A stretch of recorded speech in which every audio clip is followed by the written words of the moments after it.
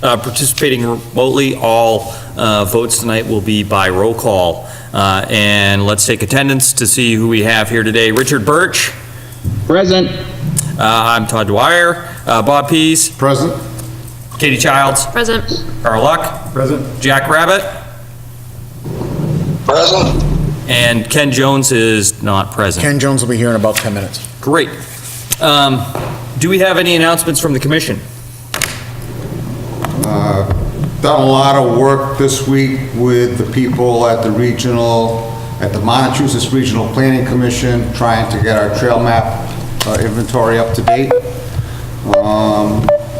And went to open meeting, not open meeting, an open space committee meeting last night. They had a little forum here that was publicly broadcast where they shared the results of the townwide survey. Great.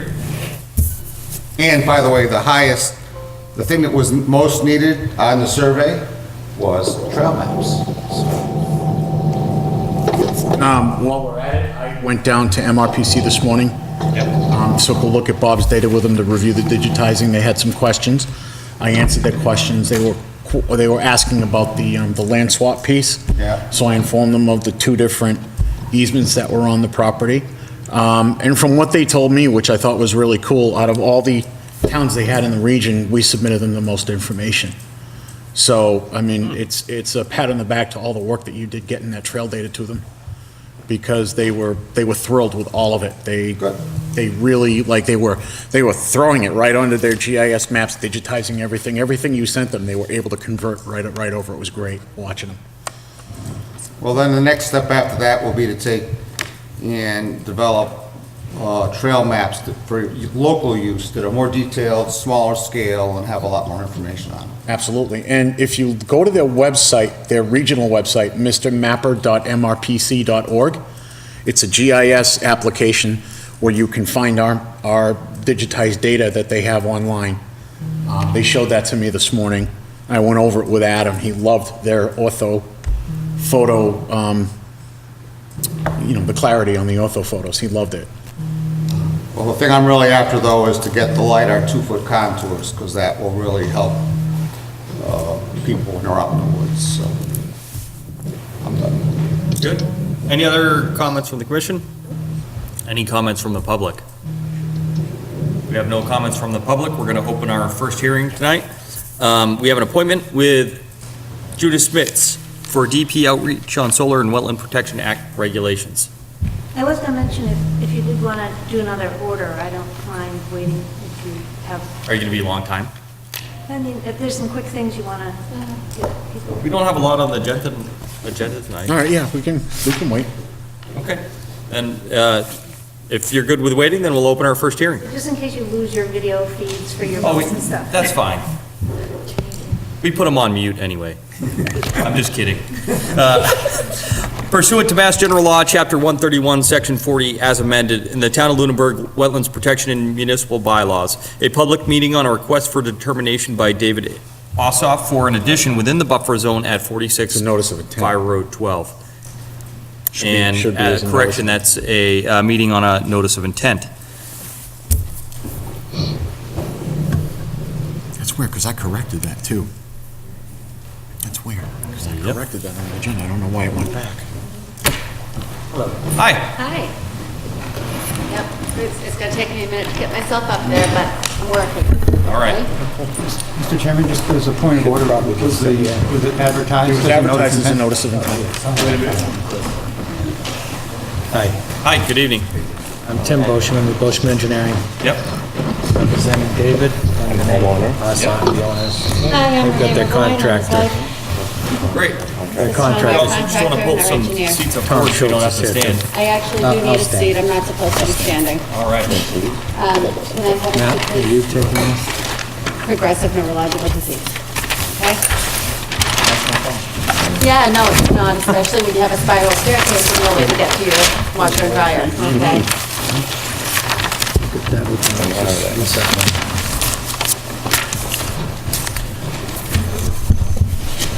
Okay, so at 46 Fire Road 12, the Ossoffs are proposing an addition to the front of their existing home. And the addition is almost completely within the 50, outside of the 50-foot no-build zone. Right. That line is on there. It kind of wraps around the addition. In order to connect to the house, some of it goes outside, because the house is within Right. the 50-foot no-build So a zone. portion, eastern portion of the addition intersects the no-build, the no Right. structure zone, and just a small portion of the western, Yeah, there's like a- northwestern corner. Exactly, like a Okay. 1-foot corner. And then, again, there's some grading around the building to bring the grade up to fairly level and kind of keep the foundation buried. And to do that, we're proposing to basically replace the retaining wall that was there, that was removed. And there's a detail of it's a segment block retaining wall. It's probably about 3 feet high across the front property line. It doesn't go to the street line Yep. because the property line is set back in a little bit. And there is one tree to be removed in order to make this all happen. The large oak tree on the Yes. southeast, It's a between the shed triple- and the proposed addition. Exactly. It's a triple, the roots are clearly well into the foundation area. There's no way it'll survive this. And the Plus, tree it's over itself. the house and causing a lot of problems. It's over the house, and the arborist that we had look at the tree said that it's actually on such sandy, rocky ground that with the next bad storm, it will topple either into our house or the Wu's house next door. So with the storm surges we've been getting, we really would like to get that tree out sooner than later. Do you have any plans to replace that tree or put another tree on that portion of the property? Currently, not at the moment, but we will if we We can. certainly could afterwards. There's a lot of pine trees over there too, so that creates a barrier from our neighbors too. We keep our property as natural as possible. We do not use chemicals or anything. Our neighbor wants us to take it down as well. Yeah, it's a mutually agreed upon. Actually, the whole neighborhood wants us to do this. It's a And- cottage, we don't even have closets. And I can't actually maneuver around the house anymore. And the last thing is we're proposing to stake wattles around the entire limits of work. There's a dash line, staked wattles, goes all the way around. What I don't see on the plan, I see you have the 50-foot buffer zone marked. What I don't see is, maybe it's not jumping out to me, the 30-foot? 30, it is there. You It's see a on dash there, line it's just running hard to down the see. street? Oh, Kind of in. so no, this is your 30? That's the wattles, go back a little further. Yep. This? Yes. Okay. Oh, yeah, 30-foot notice. 30 foot, Got right. it. Yep, okay. And that goes around and actually, So it's essentially. I didn't drive on- through the house, but this If is I'm it. looking at the plan correctly, on the western side of the plan, western side of the proposed addition, your straw wattles are essentially going to go along the edge of the shoulder of the roadway? yes, Okay. yes. And hit the existing stone Yep, walls on each side. The only thing I was thinking, I was out there with Carl earlier this week, yep. was on the erosion protection, putting it across the opposite side of the road. Because putting it in front of where it's there now actually will kind of interfere with the work that's going on, in my opinion, anyway. I mean, it's reasonable why you would suggest it there, Tim. No, it's a good point, 'cause When I they'll- walked the site, it was like, moving back, because, Getting across, back and forth Yeah. across it will destroy it, that's true. yeah. I'm It just Yeah. trying just would to, be a pain in the neck, and then they'd have to keep buying more, and it just would be an exercise in futility. yeah. You leave them there, it does the job, and they're out of the way. Exactly, yeah. Okay. Thank you. Certainly do that. So I have a question for you then, Matt. If we are considering that change, what are we going to do to make sure that the water doesn't flow down the road beyond the erosion protection? Are we going to?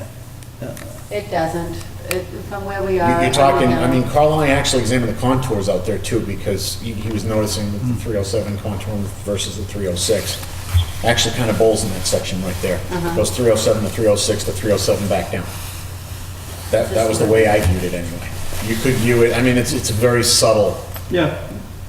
so I just don't see things like running down the road and washing down even in a heavy storm.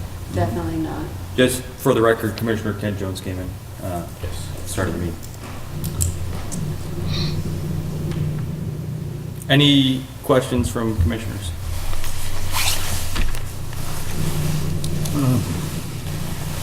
I did have a couple quick, Mr. Chairman. Go ahead, Rich. The first comment was perhaps to address your concern of the road runoff is to have some wattles at the base of construction and then another set at the other side of Fire Road 12, I like that idea. permanently as staked. well. Well, I mean, if we're gonna That put way it at the there, they can base, move them as we need- needed for construction. We need to put it at a location where it would meaningfully catch the runoff, because the base of construction, again, in my opinion, they're just gonna wind up being destroyed. Yeah. Well, if they're just in place to help slow it down, it's just a suggestion. Yeah, that's not a The bad. second it's not a question bad I idea. had was, you have a field stone wall at, looks like the north end of the block wall you're recreating. Correct. Is that something that you should perhaps consider replacing that as well? What are you talking about? Which this The wall. one on Yeah. the driveway or the one at the edge of the property? The north end. This, Well, the one at the driveway, because it looks like that's about 3 feet tall. Yeah. It That's a is. It's brand doing new its wall. job. It's not, it's a Okay, nice it's a brand shape. new wall. Yeah, it's in nice shape. I just remember, I thought last year when we were out there, one of the walls was not in great shape. Perhaps you rebuilt that one since we've been out there. No, it's going to be rebuilt once the addition is done, then the walls will go in after the addition. Because Okay, we so you are can't do it planning to yet. rebuild the fieldstone wall then? Yes, we Yes. are. This one, okay. Okay. Yes. so, if I remember correctly, you're gonna match your first floor elevation of your dwelling, but you're also gonna have a basement that matches elevation? We're going to have a basement that comes down further, but yeah. Okay. So it's a Yep. full Yeah, foundation. the It's gonna be full full foundation, foundation. and it will match the current basement So elevation. what's the current basement elevation? Well, typically, I can calculate. Because I think for what you. you have here is the first floor, because it looks like it's about 3 feet above the existing grade. What I'm showing here is Have top the of first concrete. floor. TOC is top of concrete. The first floor would be a foot above that, Right. actually walking level. So, you want the basement slab elevation? All right. Anybody got a That tells us calculator? how, gives us an idea of how much you're gonna excavate down into Okay. the. You typically would just subtract 7.5 from the top of concrete. Okay. So that puts you at 307. 307. 307.38 is the slab. Right. Which puts you, that's somewhere around the road grade. We've got a 307 contour right at the edge of pavement. Okay. And to my next question, are you gonna excavate a hole down where the proposed addition's going, or how are you gonna excavate that 4 feet out? That would have to be excavated, yes, and then it would be, probably stay on site to, because we're raising the grade around the addition afterwards. Okay, I don't think any of that fill has to leave the site. okay. You have to You fill just probably wanna mark, when are you looking to start construction? In the spring? Spring. In the spring? Yeah, we would hope, Okay. we'd like to get the So you tree down should- before the fall. We should probably mark a spot where you're gonna have a stockpile and some erosion protection around the stockpile. My neighbor Scott is volunteering to have the stockpile on his property. Okay. And the tree that we're going to need to take down, all the wood is going down the street to the Spatafores because they have a wood stove heating system, so they want the wood from the tree. So this actually is kind of a neighborhood project where everybody's benefiting. I would assume the stockpile would be in this area. Right, And it's already surrounded by wattles, and that's why I gave it such a broad Oh, nice. So we work can do it area. over there, You've got too. plenty of room Okay, yeah, there. we should just mark it on there so Mark all of a a sudden it stockpile doesn't end area. up down on the road or in the No. driveway area. Or just, we're really tight in our wetland boundaries and you've got quite an elevation change. If we do get a good downpour or Yep. 100-year storm, we could end up with fill and gravel running all over the place. Yep. We just want to make sure we have a designated area where we can adequately protect it, especially in the springtime when we get those rains. Okay.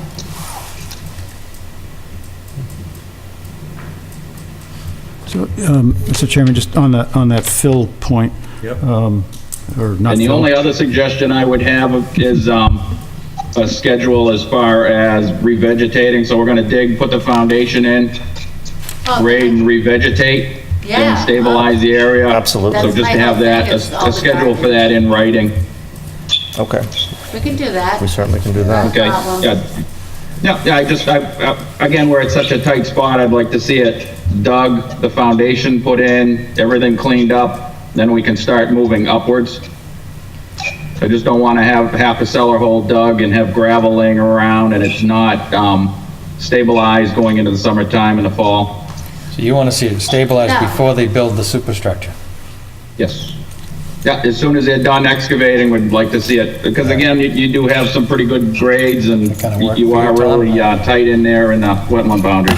Does that reflect the wall that's going in too? No, because the wall will be done later, so then you'd have to probably, Or will just Disturb grade and- it off until yeah. you're ready to build the wall? yeah.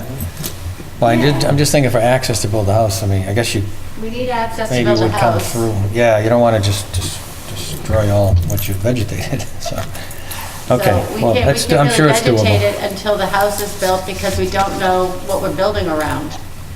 And we have to build the house first and then vegetate the yard. That's kind of the way that it's gonna have to go. That's how it's So I usually think- done. Well, see, if, Hold on, so I think the natural progress of this is, you're gonna excavate, you're gonna pour your foundation.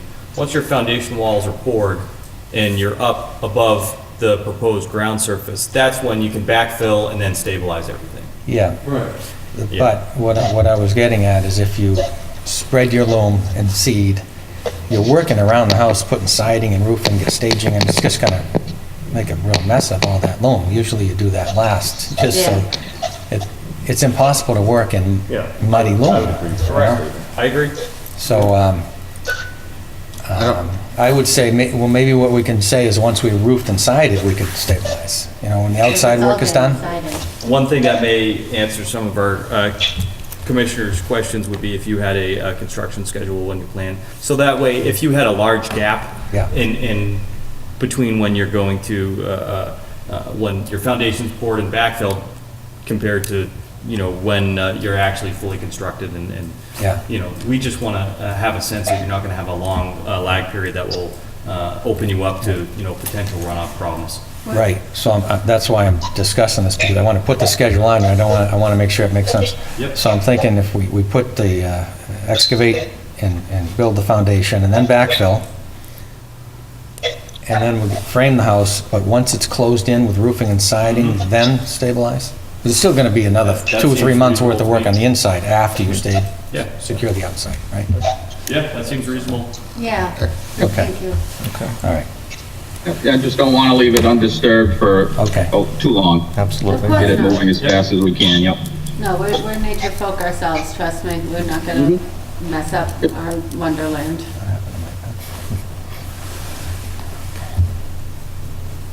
Carl, you had a comment? Just on the material, so if I understand, the material will stay on site then, right? Yeah. Okay. So, it would be, if it goes off-site, then you would come back or something? Because I was concerned about the comment of it going off-site to a neighbor a couple houses down. Well, if we could have enough room, because our place, our property kind of falls off Yeah. into the water, and we have a retaining wall on the lake. So ours is actually kind of a long sliver. So if we don't have enough room on our property, my neighbor has offered his property to store the soil if we don't have enough room to store it on our own property. Yeah, my only issue is that your neighbor, whose property is also like yours, doesn't have any space outside of the 100-foot either. So he would have to come to us to have that material put onto his property. yeah, that's probably not going to be. So- an We option. have, Okay, then we won't do that. we have plenty of room We here. have plenty of room. We'll We're figure only it out. digging about 3.5 feet deep. It's not going to make that much. Yeah. Should all fit there. Okay, I just wanted to be clear that it will stay on If site. you do have to stockpile somewhere else on site, I think we could address that as a field change, but Yeah. what we want to see is that there was erosion protection around that stockpile. Sure. Yeah. That's reasonable. Yep. My only other, just comment is, which everyone is seeing, is that there's a significant amount of this structure that's inside the 50-foot no structure zone. So we have to figure out how we how we deal with that and be consistent with Our other house rulings. is the last house on the entire street to still remain a camp, and we have no closets, and I can't even access the basement. Yeah, there's no because other we have a spiral staircase. Alternative. Every single house on our street has been built up, and we are the last one to try to build, because we're trying to do everything right. Right. And we are perfectionists, we are artists, he is a musician, I am a poet. We do things by the book. So it will be done by the book. We are both perfectionists. I can promise you, we will follow every rule you lay down, but we do need to do this addition because I can't get around my own house right now. Yeah, no, I understand and empathize with your situation. Thank you. We need to look after what the regulations are and consistency with other rulings we're making. So it's more a comment to the commission that we need to be careful when we,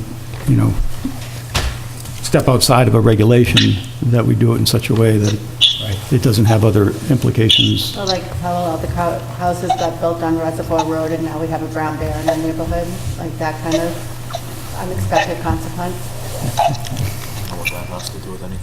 Well, I'm not just sure. saying I'm not there sure. are unexpected I'm glad it's your consequences neighborhood and not my neighborhood. Can we stick to the application? So the Talking reason, about other people's houses that were built before the 50-foot no-build zone was in place is completely irrelevant because they, No, these houses are all brand new on Reservoir Road. and no, I'm not talking about, I'm talking about the other houses. Let's you're stick to the referring application. So, The application. all right, so my comment regarding that is that the only reason there's any building there is to connect to this existing house, which is completely outside, within the 50-foot no-build zone. So there really was no other alternative. Otherwise, you have two separate structures, like a detached apartment or something. So the other thing that, I love trees, as I'm sure you do too. Yep. Is a huge, beautiful oak. Along that line is, if it's just to connect to the house, if this extension didn't go back behind the house and stayed flush with the front, there'd be less building in the 50-foot, and perhaps it'd be far enough away from that oak that the oak wouldn't have to go. But then we wouldn't be able to get the staircase in that I need to get in so I can get to the basement. The extension is for the staircase, and So the that- root system this little thing over here. extends well into the This addition. piece here is the Yeah, stair, I can't tell what the structure is. Yeah. Yeah, and that root system is much more extensive than the little blob I showed. Yeah, it's just tough looking at a plan like this and Yeah, understanding two arborists what's all look behind at it. so. Yeah, I always had arborists look at it. It's not a stable tree. It's not a healthy tree, really. It's Not healthy. hanging in Over everything. a precarious direction. So my only other comment along that line would be, I think because there are not that many big trees in this area to begin with, that there should certainly be some planting associated with removing that really significant, More stuff. Yeah. Absolutely. Absolutely. yeah, trees. I mean, Trees. substantial trees. Love trees. Good, me too. We have that in common. I find them. That's my problem. That's all I have, Mr. Chairman. okay. My own opinion is, I actually agree with you, Carl. Growing or building within the no structure zone, I frown upon. However, I think this is a perfect example, as Ken has said in the past, why we take these things on a case-by-case basis. Because otherwise, the property owner would either have to go up with their dwelling and put another floor on their dwelling. And I think this is a good use of the land that's really developed anyway. It's not like there's critical wetland species there. Any other questions from the commissioners? I don't have any questions. I agree with, where we talked about moving the erosion control. So, yeah, and I'd also like to replanting trees. But other than that, I don't have any other comments or questions. So erosion protection on the western side of Fire Road 12. Okay. And we'd like to see, before we sign off on the final plan, I think we'd like to see it updated replanting to replenish that oak. Yeah, along that line, Mr. Chair, I mean, that oak is almost like 3 oaks. If you remember seeing it, we were there once before. So I would think there needs to be at least 3 trees. And in my own view, I wouldn't necessarily put it between the addition, the shed where it is now, but maybe they could have some room for trees along that southern border of their property or something like that. A few more trees would satisfy. Right. Would satisfy me. We love having trees. We don't want to take it down. We just don't want to put anything that's gigantic. There are a lot of pine trees there There's currently. a ton of pine trees. Suggestion Matt, what do you on think? tree types, anybody? A white pine would probably blend right in there, no problem. It would blend in with what's around there already. So at least 3 white pine. With white pines. Sure. What's a white pine look like? 3 white pine or similar. Okay. We got tons of pine over there, I'm thinking so. of other type, any type of evergreen except white pine, because they drop sap, they drop their. Oh, the sap, my the car's already worst. destroyed with sap. We got tons of trees on our property. We Say have tons of 3 trees, white but we pines don't or- like Yep. cutting them Or- down. Or similar, spruce, fir. Or, Blue spruce? kind of. Maybe we'll do a blue spruce, how's that? That's my favorite. Yeah, blue spruces would work there too. Those are nice. Yeah, they're gorgeous. Any type of an evergreen that doesn't have the label arborvitae attached to it. Arborvitae. Okay. Most people wind up planting mini arborvitaes and go, see, I replanted. That's not exactly what they have in mind. No, not the little itty bitty wimpy trees. We need big, beautiful, keep our privacy trees. Any questions from the public? If there are no questions from the public, then I will accept a motion for standard order of conditions for this project, as well as with the added conditions that erosion protection will be added along the western side of Fire Road 12, as well as a line of wattles along the eastern shoulder of Fire Road 12 in the vicinity of the excavation to kind of give us a little additional runoff protection, and at least 3 white pine or similar evergreens along the southern boundary of the property. Mr. Chairman, we also discussed he was going to submit that plan showing the storage area. And a sequence of- We had discussed a schedule. Rich Birch had requested a schedule. There is a construction sequence over here. if you Oh, great. notice. I'll just Super. modify that. to add it. Super. Planned storage area. So, Are you going to do that now and submit that? I just did it in pencil, but I could make it a little nicer. we'll want it in pen, and we'll want you to sign it initially. Mr. Chairman, with all the changes, I mean, there's not a lot of significant changes, but would it be better to just continue it until we get an You want to updated? continue till later in the meeting, then come back once you've... Or you think it's all right? Honestly, they're minor. I Okay. mean, there's All a right, few no, of that's them, fine. but we've got a motion sheet now that I've had Todd fill out on Okay. each project to keep Perfect. track of it. And if you get me that, I won't write the order of conditions until I get a revised plan. Sure. So what I'm gonna do is I'm gonna take the revised plan and put the revision dates on the order. So essentially, you can make the motion that the order would be written up once the revised plan is submitted. Then I would make that a motion with those changes. Second. We have a motion and a second. Let's take a vote. Richard Birch. Aye. Bob Pease. Aye. Carl Luck. Aye. Katie Childs. Aye. Ken Jones. Aye. And I vote aye as How well. about Jack Rabbit? Jack, are you there? Still there. I am, but because I missed part of the initial conversation, I would like to recuse myself from this vote. All right. Well, the ayes have it. I would just like to ask real quick, are we allowed to proceed with the taking down of that tree this fall so that we can be prepared to start construction in the spring? Our agent will have the motion, Once he gives me the The- blueprints, I write up the permit at the next meeting that they have in a couple of weeks, they sign off and you're in business. Okay, all right. Excellent. so we'll be signed off at, actually... November 7th November, meeting. so that's 3 weeks. Oh, that's right, we have that extra week. Yep. It'll be signed off, ready to go. Okay. All right, thank you. Thank you. And then during the course of my inspections, Yeah. I will be bringing my Guild Star Fire semi-hollow body, so we're gonna need to jam. So we're just making that clear. It won't be written into the order, but We'll make it happen. Thank you. Thank you. Have a good night. Good night. Okay. Good luck.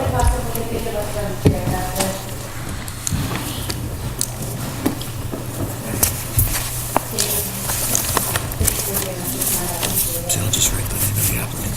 Yep. We're in business.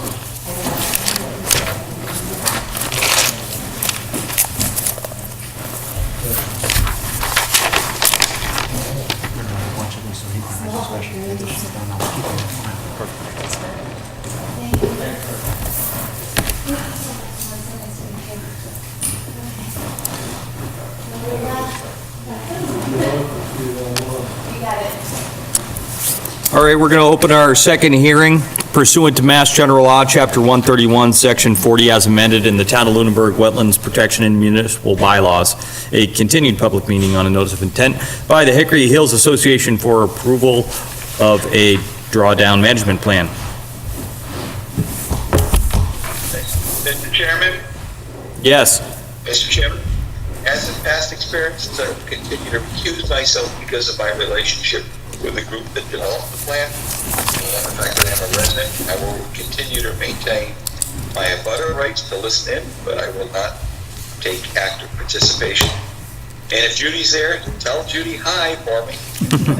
But I will have the room. Okay, thanks, Jack. Thank you. Well, that's a first for me, recusal by remote. We can recuse you pretty easily, we just push the button. You're recused. I am John Fortune, 50 Hemlock Drive. I'm representing Hickory Hills Landowners Incorporated, the Drawdown Committee this evening. All right, since our last meeting, I think the last meeting we talked about trying to get a hold of Caleb Slater. I was able to do that. Caleb Slater is from Fish and Game. We spoke on the phone on October 4th, and we went through again, once again, we went through the drawdown and his concerns in the drawdown. It was an interesting conversation. Basically started with, have you read my response? And I have read that response probably 50 times. So yes, I have read it. We've gone through it, and to summarize the meeting, I summarized it and sent some notes out to a few people. I don't know if you forwarded it to anybody else, Matt, or not. But anyways, he was very concerned. His main objections were the 6-foot drawdown, which is what our proposal is, because it's 50% of the water. It's actually 53.4% of the water. So he was concerned about that, and he was concerned about the refill. The fact that we had originally said that the siphons would be turned off when we refilled the lake. That is the fact. We've amended that, and we did last year. Unfortunately, it did not get passed through in our presentation, but we left one siphon running to maintain the 3.5 cubic feet per second per square mile of water, for our watershed. So there's, and one 8-inch pipe that we have, one of our siphons pipe will do about that amount of water. Also in his comments, we had the drawdown needs to begin on November 1st with a target of being done beginning of December, the drawdown portion of it. We have consistently said we need to start in the mid-October because our siphon process, without rain, we can only bring down about 1.5 inches a day. And if we go down really much more than the 3 feet, we need to start a little bit earlier than that. And finally, achieve full lake level by the beginning of April. We have typically been doing that by mid-April.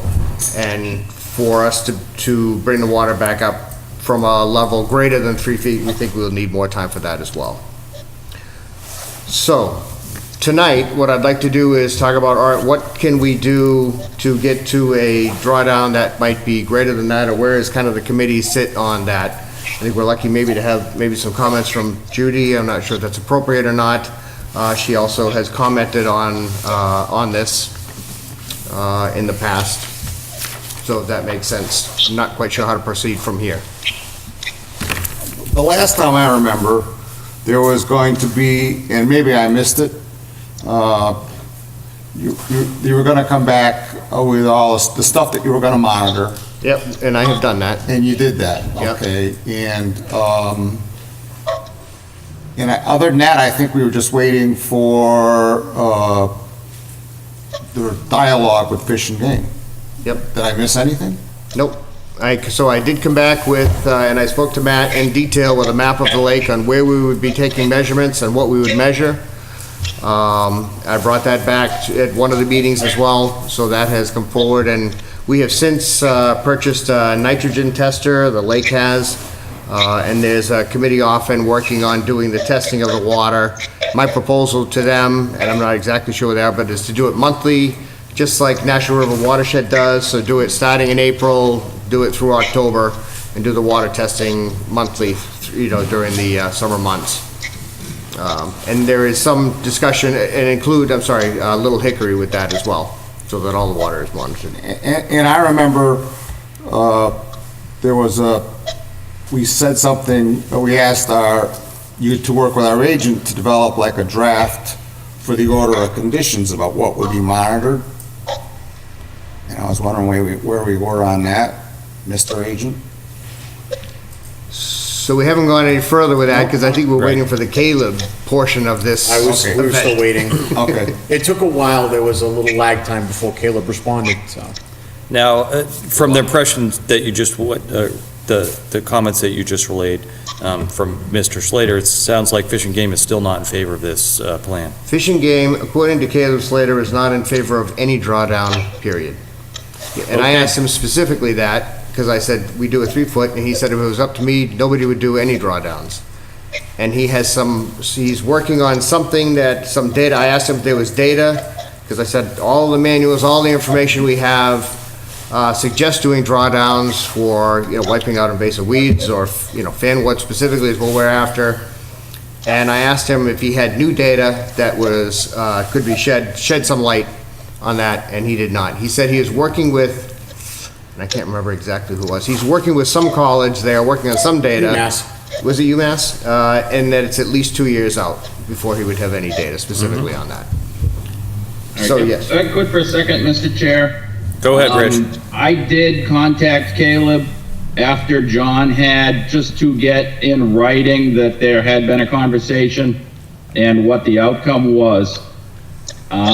Basically, I got a response back saying that the applicant had contacted Fish and Game for assistance in evaluating drawdown impacts greater than 3 feet, which was what one of his recommendations in his original letter was. Just to refresh everybody's memory, Fisheries and Wildlife requested the applicant contact Fish and Game for impact evaluation, which they have. His other comments were commence drawdown after beginning of November, achieve drawdown depth beginning of December, achieve full lake level back again the beginning of April. Outflows during drawdown need to be below 4 cubic feet per second per square mile of the watershed, which I think you've done that calculation, John. Yes, we have. And to keep outflow during the refill equivalent to 0.5 cubic feet per second per square mile of the watershed, which you've done those calculations as well. We have, yes. So in my mind, they've done everything that Fisheries and Wildlife has asked of them in their letter. Whether Dr. Slater individually does not agree with the drawdowns or not, at this point, I think they've met everything in his letter that needed to be done to move forward from their standpoint. One suggestion I may have, and I know John had talked about this in his original presentation, was doing this incrementally. So you've been doing it at 3 feet right along. If we were to be in favor of the application to move forward, the next step would be 4 feet. We can use the start end dates. We can start compiling the data, how it works, getting the water out, maintaining the level through the cold season, and then refilling it. Reevaluate it after 1 year of 4 feet. If we decide that that works, and we can try to go to the next level and then the next level, I would certainly be in favor of going at it in that way. doing it incrementally and trying to stay within the confines set forth by Fisheries and Wildlife. And then if we have concrete data that we can't maintain that, or we need a few extra days in the beginning or in the end to get a little bit more of the water out, then we can address that moving forward. But I certainly think at this point they've jumped most of the hurdles that have been placed in front of them by the state agencies. So essentially, Now it's just what you're now asking it's just for a matter is, of getting the monitoring schedule down and gathering all of, because it's all in the 200-page application you have, just getting it down into 2 sheets. This is what we're doing it, this is when we're doing it, and then we can review it from there moving forward. so essentially what you're asking for is an incremental baseline over the period of the order. Correct, yeah, and I think that's the way that it was presented to us originally. They weren't going to go to 6 feet the first year. They were going to do it incrementally. And if Is that correct, John? That was something we had suggested at the beginning of the process, was doing it incrementally and establishing a baseline. And between all the phone calls to Caleb and all the input that we've received, it just seems to be going right back to that conclusion. Yes. At least in my we have never varied from going incrementally. So that has always been the case. And as a matter of fact, what may happen, and again, just to be clear, the Board of Directors at Hickory Hills will make the final say, and they may say, we want to go to 4 feet for 3 years. But that's not what the application is for, okay? So what we're trying to do is understand how deep we can go. And if we say that the order conditions is for 6 feet or up to 6 feet, and we stop at 4, because that's the right number to stop at, then that's where we stop. But that's not what we're saying. What we're saying here is on the order, you go no more than 4 feet the first year. Correct. Then we evaluate the impacts on Yep. that, and then if you choose to go deeper to 4 feet, no more than 5 feet for the second year, and then we can evaluate that. That way we're doing it. Yep. So essentially, other than keeping it at 4 feet, there's really no decision that the board is going to be able to make under this order other than to follow the incremental steps. Okay. Yep, So- then that's fine. And that's what the chairman was basically saying. Right. Am I right, Rich, in my interpretation? Yep. Yes, exactly, yeah, just, take it one step at a time. Everybody wants to make sure that we're doing what is proper and right for the lake. And I have no problems trying a little bit at a time. Yep. They've been doing the 3 feet, they've shown that they've been able to maintain the 3 foot, with the proper drawdown level and the proper refill level. It's just a matter of making sure that we get all the data we need and monitor it properly, where it's permitted now through us. It does level of responsibility on us for oversight. And then go incrementally from there as we see fit with the data moving forward and the historical knowledge that we get from it. And I could tell you, I've had firsthand experience with Caleb in another community subsequent to your filing, and his attitude and responses were basically similar. So, I mean, that's his feeling.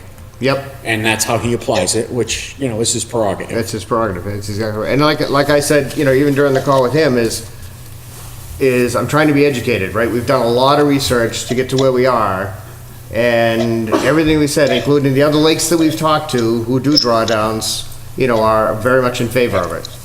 I can't find data that says we shouldn't do it, other than Caleb saying we shouldn't. Well, I think the concerns he's raised based on the studies he's done, and I've read a lot of his studies, and I believe you have too, I think would actually justify doing a reserved incremental approach. Mm-hmm. He has some valid points. We can't just disregard his points because he comes out and says, well, I'm just against drawdown, period. There are reasons why he is, and we need to take those into account, and I think this is one way we can do it. Right. Yep. Okay. Bob? I would be in favor of making this order have a duration of 5 years, just like a lake management plan. They've been doing the 3 foot drawdown for, a number of years now, and last year was the first year where we had the proper wider conditions, while it was drawn down, to actually have an input, impact, on fan work. And I mean, that could happen again. And so I just think, given the amount of time and effort that went into this and research, and the fact that we're going to keep our finger on it, by having them come back every year and taking an incremental approach, I would personally be in favor of a 5-year duration. Honestly, in my opinion, I agree with Bob, because if we're gonna do this drawdown in an incremental way to take Caleb's concerns into approach, 3 years may not be sufficient. Right. So he's got an excellent point. Anybody else? My personal feeling is if Fish and Wildlife is against a drawdown, despite all the effort and that you put into coming up with this application, I'm personally against it. I just... Against all drawdowns, or? Well, so far, we've shown that we can take a drawdown to 3 feet with no ill effects to the lake. However, when we do get to a point where we go, we shouldn't take it deeper than this, we're going to know that we shouldn't take it deeper because we screwed something up in the lake. And I don't necessarily want to have those consequences and have to sit here in a meeting when people from Hickory Hills come in and say, how could you let them do this? Fish and Wildlife was against it. And now there's been a huge fish kill on the lake or something like that. So are you saying then, because Caleb's against a 3-foot drawdown, that we should now only take it down 18 inches? What I'm saying is, if we're not getting a full-throated recommendation from Fish and Wildlife or some more guidance that says, this is probably a good idea, then we're saying we know better. And that's certainly not what I'm saying. I don't think we know better. Even though... To that point, I have also done quite a bit of research on this, and I do appreciate the input from Dr. Slater representing Fish and Wildlife, but as of yet, there has been no other guidance from this Commonwealth that I could find anywhere that would contradict the current GEIR guidelines for drawdown that have been produced by the Commonwealth. So while I understand and definitely have delved into why Dr. Slater is against drawdowns, his voice is still, at least from my research, definitely a minority voice at this point. So I don't have reservations, especially if we're going to do it in such a graduated way to do it. I mean, right now you can do 3 feet irregardless. So to go from 3 feet to 4 feet is definitely more, but you have to take it on a lake-by-lake basis and the topography of the lake, and so I'm not sure, especially after I read his letter to, I think you had forwarded it to me, Matt, was it Westminster? Yeah, it was Wyman's Pond. No, it was Crocker Pond, I'm sorry. Basically word for word with what he sent to Hickory Hills, but they're two distinctly different bodies of water. Right. So I do appreciate and would certainly bow to his expertise in the field, but there's definitely not enough other data and regulation and guidance out there to make me second guess my decision personally. Well, for me, I guess what makes me most nervous about taking Hickory Hills below 3 feet is it's such a shallow water body, and we don't have many deep basins. So the deeper we take it, the more risk we have to the wildlife and within that lake.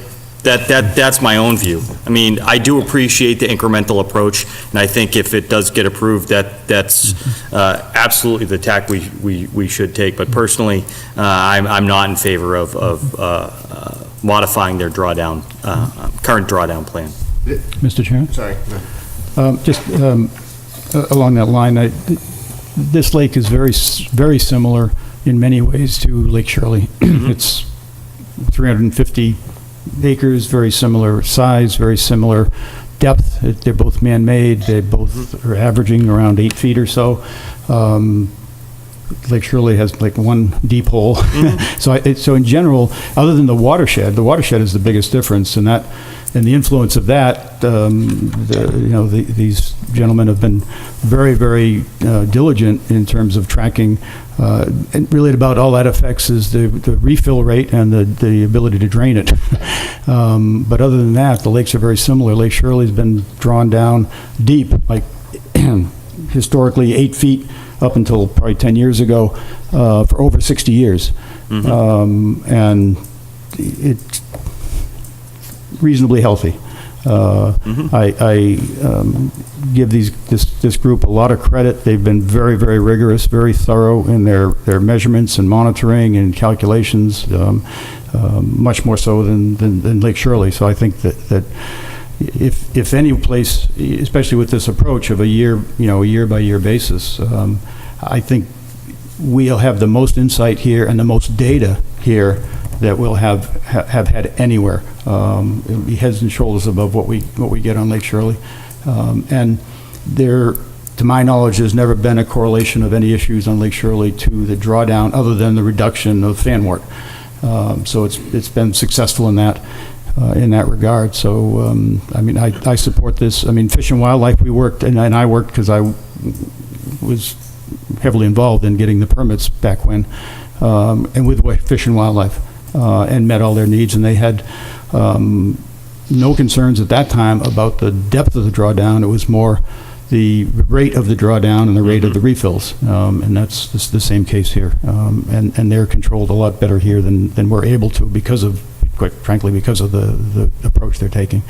So I'm very confident that this is a good thing to do, and we'll have plenty of opportunity to see, and we'll have lots of good data to make good judgments on. So I have no reservations about this at all. Well, I mean, I'd like to express a professional/personal view of my experience through this whole thing. Essentially, in looking at Dr. Slater's communications, my attempt to ask him to come to a meeting to speak to us, and the very terse response I got from him, and the fact that he has been abrupt in some of his responses to all of us, and me seeing his basically boilerplate response to other communities for the same respect, and the fact that he's used the words, "If I had it my way, there would be no drawdowns, period," indicates to me that while we need to take his concerns seriously, because his studies do indicate some valid concerns, which is why if you do take that incremental approach, I think it's the only way you can take this and grant an order. I would like to interject that I do feel that he is showing he's drawn his own foregone conclusions, which gives him a bias. But it's based on his professional expertise. He's not utilizing his professional expertise. He's come to his own foregone conclusion, and he's applying it to every single application that comes in. And that's kind of sending mixed signals to all the pond associations out there right now.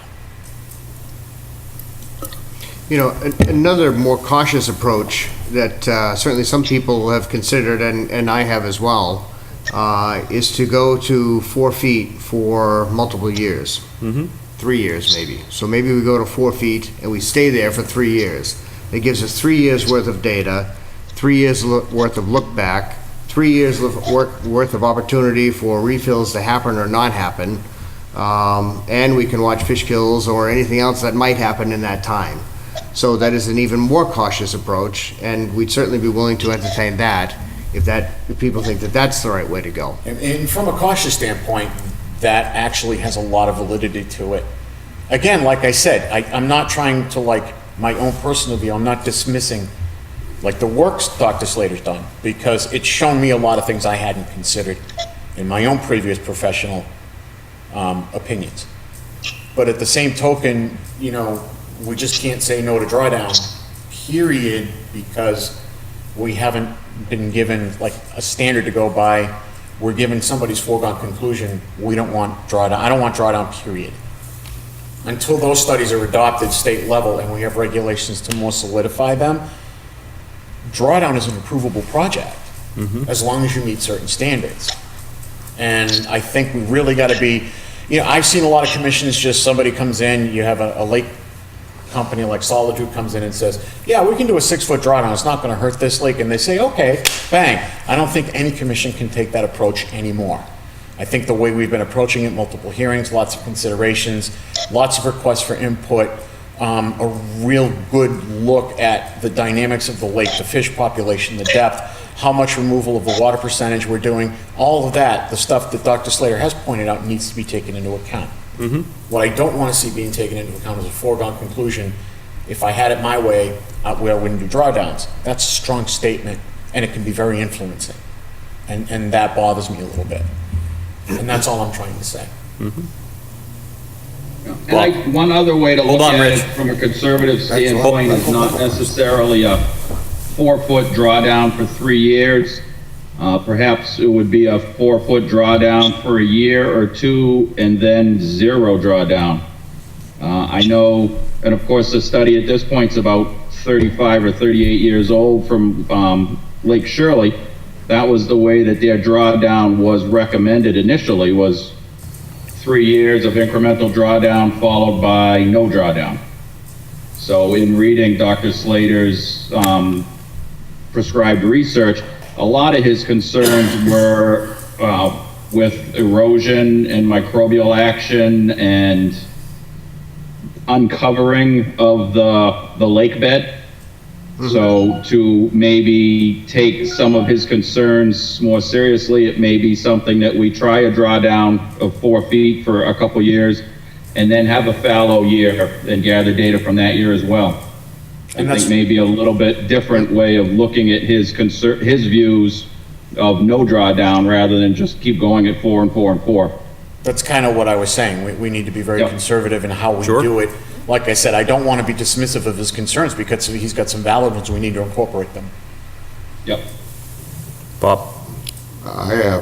First I have a comment, which is if you look at the records for fan work, it certainly appears as though we're at the beginning of an exponential growth curve, and that, and if we are, there'll be 4 times as much fan wart in Hickory Hills Lake next year as there was this year. Right. And that's pretty scary, okay, because this year there was a lot of fan wart in Hickory Hills Lake. And so to take and, say we're gonna take and limit drawdown as a tool when we're trying to avoid the use of chemicals. We're doing everything we can to try to avoid the use of chemicals.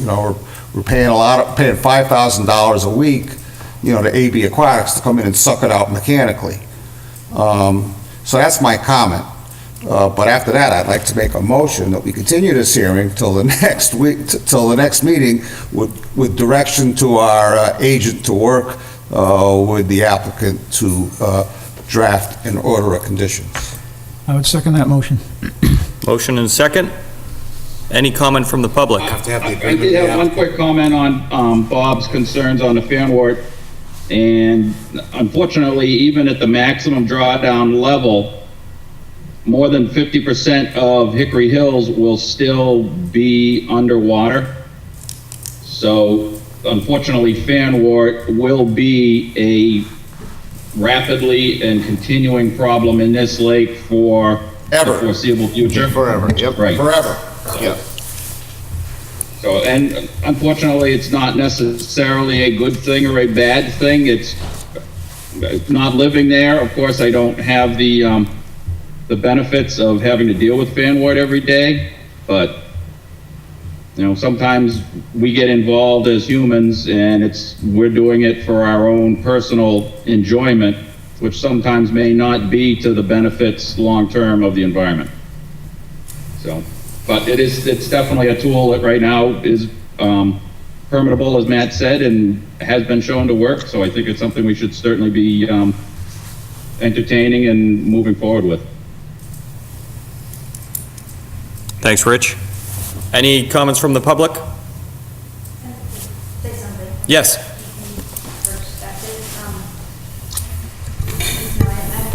I'm not here to tell you whether to approve it or not. Ms. Schmitz, can you introduce yourself? Judy since we're- Schmitz, DP Wetlands Program. It's up to the board to decide whether to approve it or not. DP does have the option of appealing decisions if it's something that we object to strongly. And I was the one that did review this and provide the comments. As far as the depth of the drawdown and the criteria, I think the fellow on the... Rich? Yeah, Rich, on the TV there. In the Echo, I think he stated that, that this drawdown was meeting the Fish and Wildlife criteria, and I mean, irregardless of what Caleb says about the deeper drawdown, but it doesn't seem like it is at all, because the depth is deeper than their criteria, the time frame is deeper than their criteria, the rate is within their criteria, but I'm curious how it does meet the just basic drawdown criteria in the GEIR. I don't see it that way. So the timeframes, in order to meet the December being all the way down by the beginning of December, we would need to pull water out before the beginning of November. Right. Because we just can't draw down we can't draw it down fast enough to get to December. We think December is a critical time because of the freeze, right? So in order to get to there, we needed to start by mid-October. It's a limitation of their siphon system. And you feel that it also then would go later than mid-April? By April 1st, we are likely to be able to get it up by April 1st. It just depends on, but honestly, a bunch of 60-year-olds getting in the water and putting the boards in is But you what it said amounts right to. now it goes to mid-April with the 3 Yes, drawdown? yeah, now it does, So yeah. a 6 And that's just drawdown would because go- that's what we've had in our plans for the lake. Right. It was before, that's been what we've been doing up to now. So that concept, extending it on both ends, it just means that shorter amount of the time of the year that the lake is full and its full environment, it's full of aquatic resources are there. And so it's not, there is kind of a problem with not meeting that date as far as when the drawdown starts. So, Well, we could so if you add more can't- siphons. So if you can't achieve a drawdown, whichever way it happens, it is detrimental to the lake to extend it on both those ends. And as far as Kaylee's lawyer goes, I do realize, he does have his bottom line opinion. I do know he does send out similar worded letters for other drawdowns. But I do review most of the drawdown projects that are in the central region, and there are drawdowns that are deeper than 3 feet that he does write positive letters for. I just received one yesterday for a lake in, I think Littleton. Trying to remember. Forge Pond. I think, yeah, Forge Pond. The drawdown was almost 5 feet. It's a very deep lake. It's 30 feet in the middle.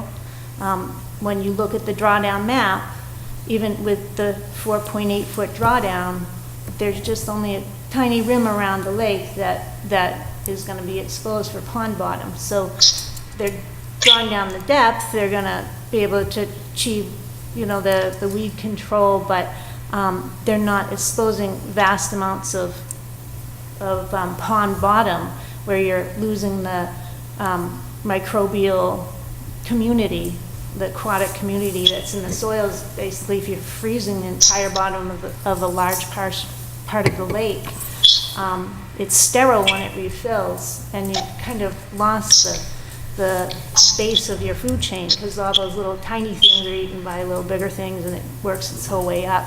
So even though it's the fan work that you see and the fan work that is a nuisance, there's more to the lake than just the fan work. There's so many different communities in there, where are the crayfish going? They probably won't, they might not even exist in there now with a 3 foot drawdown, but the deeper the drawdown, the more you're gonna lose as far as things.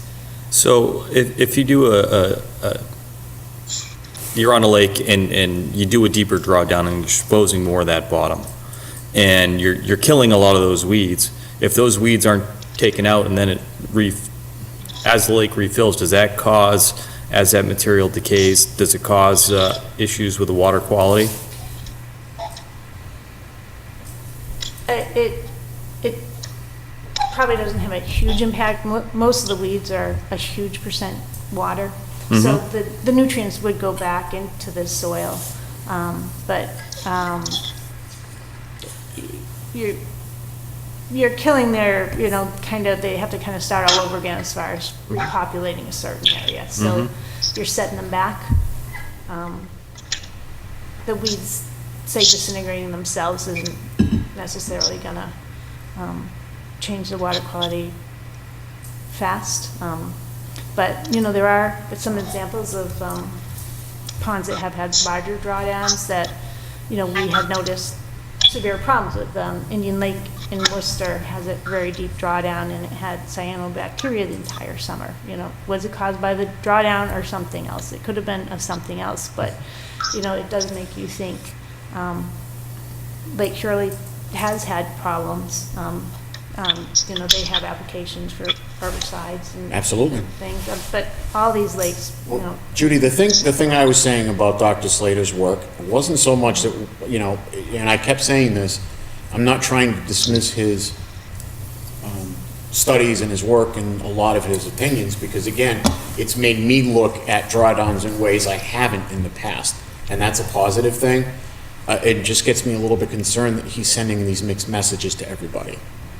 You know, you call him up and you're trying to talk to him about his views, and his response is, if I had it my way, I wouldn't have drawdowns at all, and that's a mixed message. Exactly, but as I gave you an example, I did get a letter just yesterday where, probably begrudgingly, but, you know, he did support the drawdown for this particular pond, and he gave the reasons that it was very deep pond, it was not going to expose a lot of lake bottom. He kind of left it at that. Because, you know, he felt there was, as a Fish and Wildlife representative, there was not going to be impact. And again, So- as so I've stated, I think it's a lot of had a us- positive effect on the way I look at it, because it's, again, made me look at things in a different manner. But, I mean, we really need to kind of filter out the concerns versus the person bias in this case. So I hear you saying that the start and stop dates are important. The start and stop dates are important, yeah, and so if you can't do it within the start and stop dates, you know, you have to kind of think, well, I mean, are there more of these criteria that this can meet? I mean, 6 feet totally does not meet the criteria. So if it's not going to be 3 feet, which is kind of a guaranteed you can do it, you know, is it going to get closer to 3 feet is the bottom line? Or if you can't meet the depth, you know, can you meet all the other criteria? But, you know, maybe some ponds, you know, are not, I mean, 50% of the pond's volume seems huge to me, but that's just, you know, that's just a gut feeling. I'm not a fish biologist by any means. And I did ask him for, is there a number? Is there some numbers we should be looking for? A percentage of the lake, a percentage of the water, something like that we could expose or whatever, to give us some guidelines to where we should go. And he couldn't tell, or wouldn't, I'm not sure, but was not able to come up with a number Well, or some area. This is great feedback. This is, I think, the most productive conversation we've had in months on this. And I'm not a huge fan of. Nice having a two-way. Exactly. I'm not a huge fan of chemicals, you know, no one wants to put a bunch of chemicals in the water, but, you know, a temporary impact from chemicals on all the different critters in the lake is that more or less of an impact than freezing the lake bottom, you know, for that large of an area, you know, which is going to permanently kill a whole bunch of things. I don't know, I think the scariest thing about chemicals is, you know, you don't know down the line if some chemical's going to be some horrible thing, so. Mr. Chairman, just on that. And just to clarify my position, where Judy did bring it up, at this point, with the 4-foot drawdown that I was recommending and 1.5 inches per day that you can get, you were within the dates. I was not in favor of changing the date recommendations that he had, as far as early November, beginning of November start, end of this, or beginning of December target depth date. And I know when we had spoken, you had talked that you could bring in more siphons if and when the decision was to possibly go deeper. But I believe when we initially talked, you had said that you can get 1.5 inches a day. Correct. Correct. And that's still within, I believe, the target recommendations of the GEIR. Am I correct in that, Judith? Judy? November to, No, it's three inches The a level day. drop. oh, 3 inches a day is the Okay, so GEIR. the 1.5 inches a day is still well within that target Yeah. Oh, yeah. Yeah. daily depth drop. So Correct. you can maintain, you can get to your target depth in 30 days. If we started with November and ended with the 1st of December, all things being equal. Yeah, I'd have to do the math, 48 inches, 3 inches, yeah. Yep. Yep. With no significant rain. Yep, yeah, so like I'm. This month, wish you probably did bring not. that up. I just wanted to clarify that I was not, at least at this stage, in favor of altering the recommended dates from Fish and Wildlife and the GEIR. Thanks, Rich. Were there other criteria that you felt that they weren't meeting, from the fishing game? I think the refill date as well. yeah, the refill date, you don't want to drag it way into April. If you want it. Wrote my letter 6 months ago, I think, or Yeah, it was a while ago. so many That's why I brought ponds it in for you. between.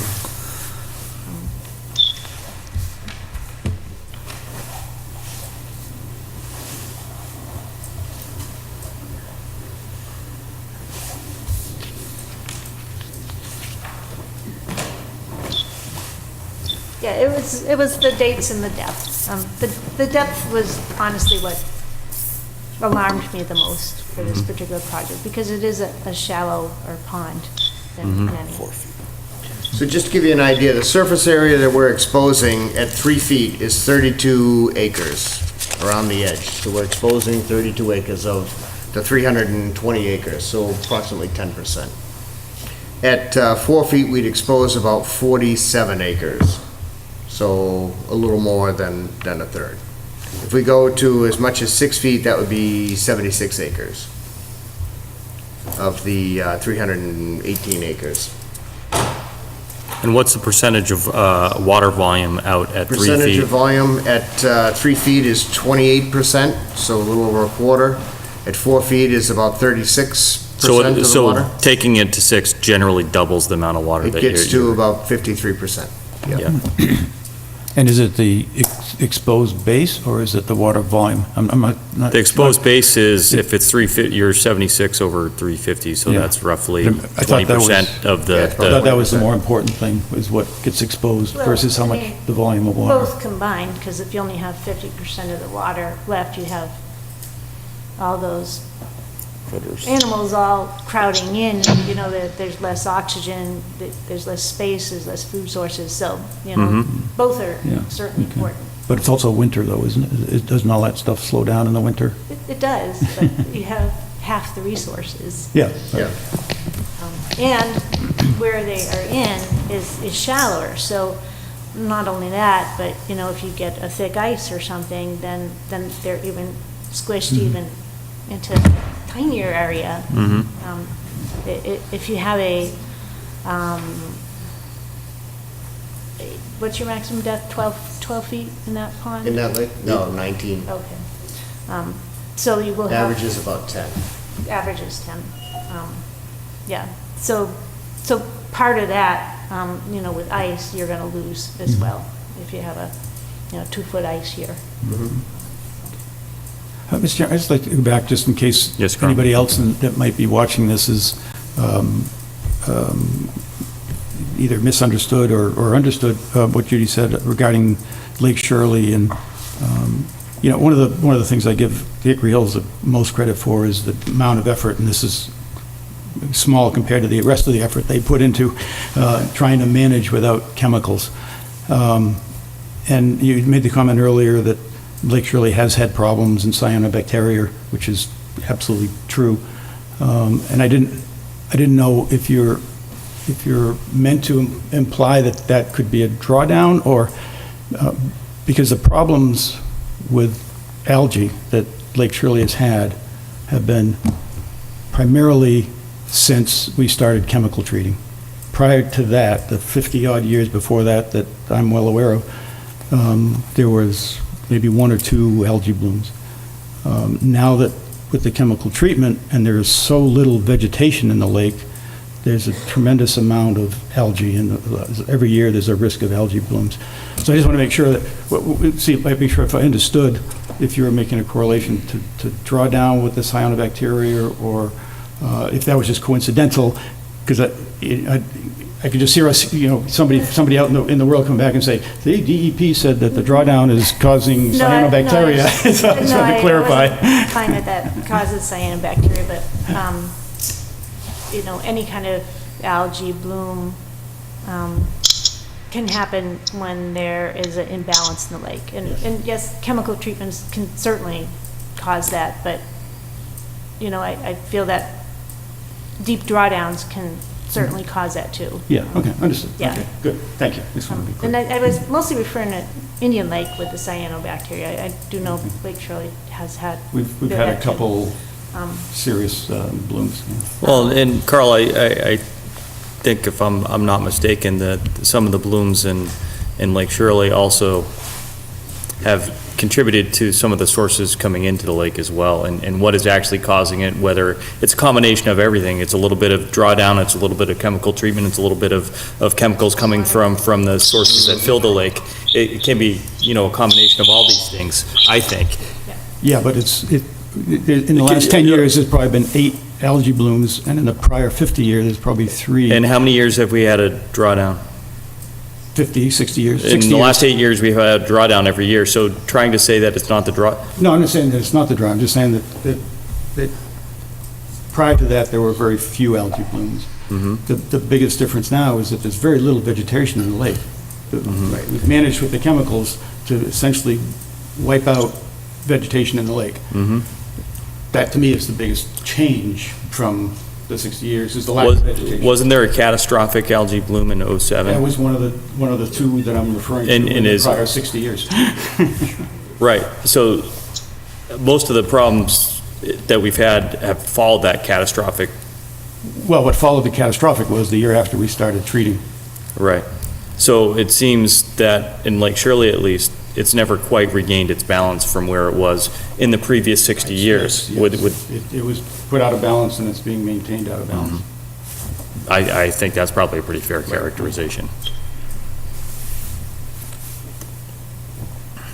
All right, we do have. There was a motion. We have a motion and a second. No problem, thank you. For a continuation to the November 7th meeting.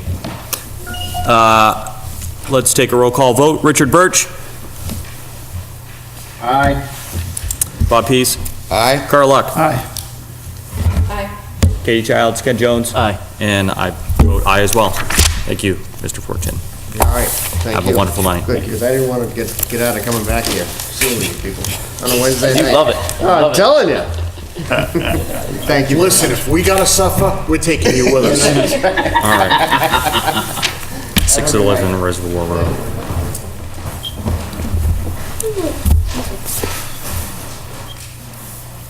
All right, we're going to open our next hearing.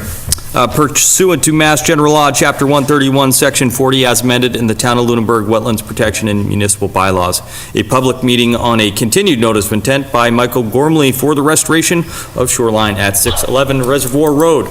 Mr. Gormley, how are you this evening? Great, thank you. Thank you for letting me move ahead too. I'll try to be quick. I got copies of the plans for revisions for everybody, just to make it quick and easy. Why don't you take us through the revisions after we hand out the plan to refresh everybody's memory? And Yep. You had asked to show the dimensions, to show a work schedule, timeline, and to show where the erosion control would be. And I also brought a few more pictures too, just to try to help just to get an understanding of the property. Do you have an extra one I can have? Oh, yeah, absolutely.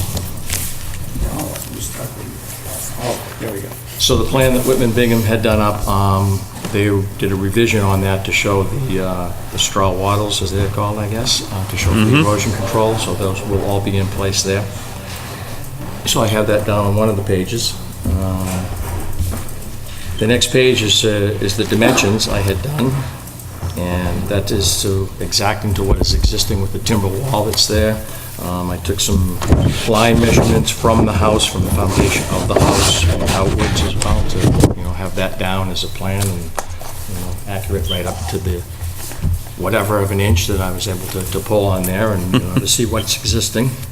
As I had mentioned, I'm not looking to increase the property at all. I want that lot, the wall is gonna be built exactly where that timber wall is, so, I try to, use directionals, northeast, 60 degrees and so on, use my compass to make sure it's a direct line from the different measurements that I'm getting there.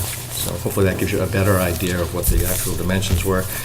Whitman Bingham said that, they would just work, you would just work off of the scale that was there anyway, but I can see where, those numbers aren't there. The next page is just the block manufacturer, one of a couple that I'm considering, either the Versalock or the Unilock block, but pretty much all the same, but that gives a nice construction. Has to been explained to me by the contractors I've been talking to as far as their knowledge and expertise in working this. And then just a timeline, pretty much, from the drawdown at the point when the lake is low enough that we can get to the bottom of the wall and start construction there. And it's just something I want to be done by the springtime. So, obviously, we're working along with the drawdown, which is a big topic. Any comments from the commission? Just a clarification. Yep. On this page 2, the dimension one. Okay, yep. It seems obvious, but the arrows with the, like 30 feet east, 105 degrees. Yep. That is to the wall, right? To the wall, exactly. To the Coming wall, right off yeah. the corner of the foundation corner of the house, at that near corner, directly up that 30 degrees there, I did that, and that is right to where the existing wall is. It's 30 feet from the house, not beyond where the arrow itself is. Yeah, no, where the arrow is. Thank you. Yeah. And I tried to, I worked off of a draft map here to, I was going to draw something up myself, and I'm like, well, this is probably more exacting, and this hopefully is going to be more beneficial to give exact measurements where everything is. And is there an elevation of the, I know you're going to have, the wall is going to be at the height of the... Yeah, at the height at it, and it is written up on here, the water level is at 298, and the wall itself is on that plan somewhere. It's going to be at 299 and a half to, on the front page, top right corner. Oh, okay, thank you. So proposed top at 299.5, give or take. Got it. And the lake is It's at 298 is what they had on the plan, right? Yeah. On a particular day. Yeah, right. So on your plan, you show 2 existing stumps that require removal. Yep. That's because you're going to have geosynthetic reinforcement that goes back, and they have to remove it to get that reinforcement. Exactly, and the pictures, I don't know if you've seen the pictures, I passed them around, but it shows the tree that's right there, the bigger existing tree. It's right on the water, and I took pictures too to show that tree lasts another 2 years. It's dying from the inside out anyway. I want to plant another tree, come back 6 to 8 feet back in, right in that general area as well, a Cleveland pear tree. I took a picture of one I planted on my property, Jack, 6 years ago, and I mean, it grows fast. It's a beautiful tree. Is that, because there's a picture there that looks like it's behind the house or something? Yes. That's what that tree, Yeah, that's okay. on the property. Okay. That's coming down the driveway before the cottage. Right. That's what you're proposing to put in there. Yeah, I would love to, I love that tree. It grows really fast, it's shade. I want the tree there. I don't want to take out the tree that's there, but as I look at it, I'm like, why do I want to go through all of this construction phase and then have a tree that 2 years from now is going to fall down damage your and new die wall. out? Exactly.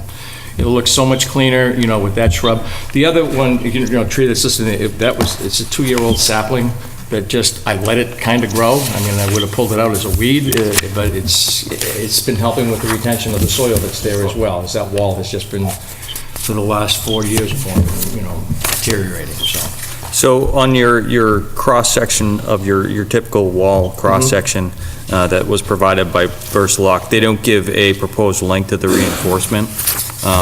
Do you know how long your reinforcement's The going to extend? geogrid? The geogrid? The contractors that I've talked with, both of them are saying about a 4-foot section of geogrid coming back. Okay. Even on a wall that short? Yeah, I mean, even some of them say even that short, it's not even recommended, but I said, I would like to have it, I want it in there, so they want to put it in, and I think I want it in. Yep. Looking at that as well, I know we've been talking about the riprap that I have that's there. I don't want to have to move the wall back any, and we talked about that last time, but they proposed that there would be some riprap at the bottom of the wall itself, and I have it. It's not like I'm going to bring something in that's going to, create more displacement and loss to flood zone within there, because the rock is there existing. The timber wall's coming out, the block wall's going in. The rock what's there, if that can be just put at the base of that wall going around, is something I'm Personally, asking for, I think we can't fill, so if the face of your wall, if it's there, we don't disturb it, and if it was there and you take it out and then replace where it was, that's fine, but if you're filling into the basin, I would not do that. There would be no more. What's there, actually, some of it would probably even come out for the amount that's probably in there, and I don't want the wall, I'm definitely not gonna have stone above what the water level is. I wanna see the nice, beautiful block that's gonna be put in there, so. Just to add to, for the habitat would be nice, I'm sure, and to add to keep the erosion that would be going on around the bottom, as, they recommend that, and the Uniblock also, Unilock block, also recommends doing that same kind of cross sections. Any other questions from the commission? I'm just looking at the Versalock thing, and right behind the wall is, I think they're saying impervious fill. That's actually above the wall. It's above the wall. Yeah, so behind the wall, it's drainage aggregate. So you look at the top three courses, that's what's pointing to the impervious fill. Everything else is going to be either reinforced backfill, but it should all drain. In that reinforced area, that should all drain. And the block is going to be dry set. There's no mortar, so water's going to drain through the block as it is as well. How far back does that impervious fill go? Do you know? It goes over the Well, that's top. the It top. goes over the top. So that means that's where their loam is, at the top.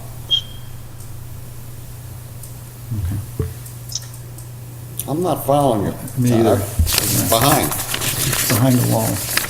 Yeah, here, it's going to extend back this way, but everything from the middle of the second course or third course is going to be, that's all going to be reinforced. This isn't all going to be impervious. Right, but this, you're saying just this little part up here is impervious, right? Right. The topsoil. The topsoil? Well, right, that's the land elevation right there. Usually when they show that on these plans, they mean like a loam. Okay. It's just the Are word you concerned impervious. about runoff? Yeah, well, yeah, if it's impervious, then it says nothing goes in. Right. So it's going to run off into the lake. It will run off into the lake. So you're saying that lawn That's is not a good thing. impervious? Lawns are pretty impervious. I mean, When you have a loamy soil with a lot of fines in it, most of that water is going to run off. Not all of it. It's not perfectly impervious. No, But yes. I just learned something. so it's no different than the lawn that's there now? No. Okay. No. Okay. So we're not adding lawn or something underneath the lawn that's impervious, and more impervious than today? Nope. Okay. Right.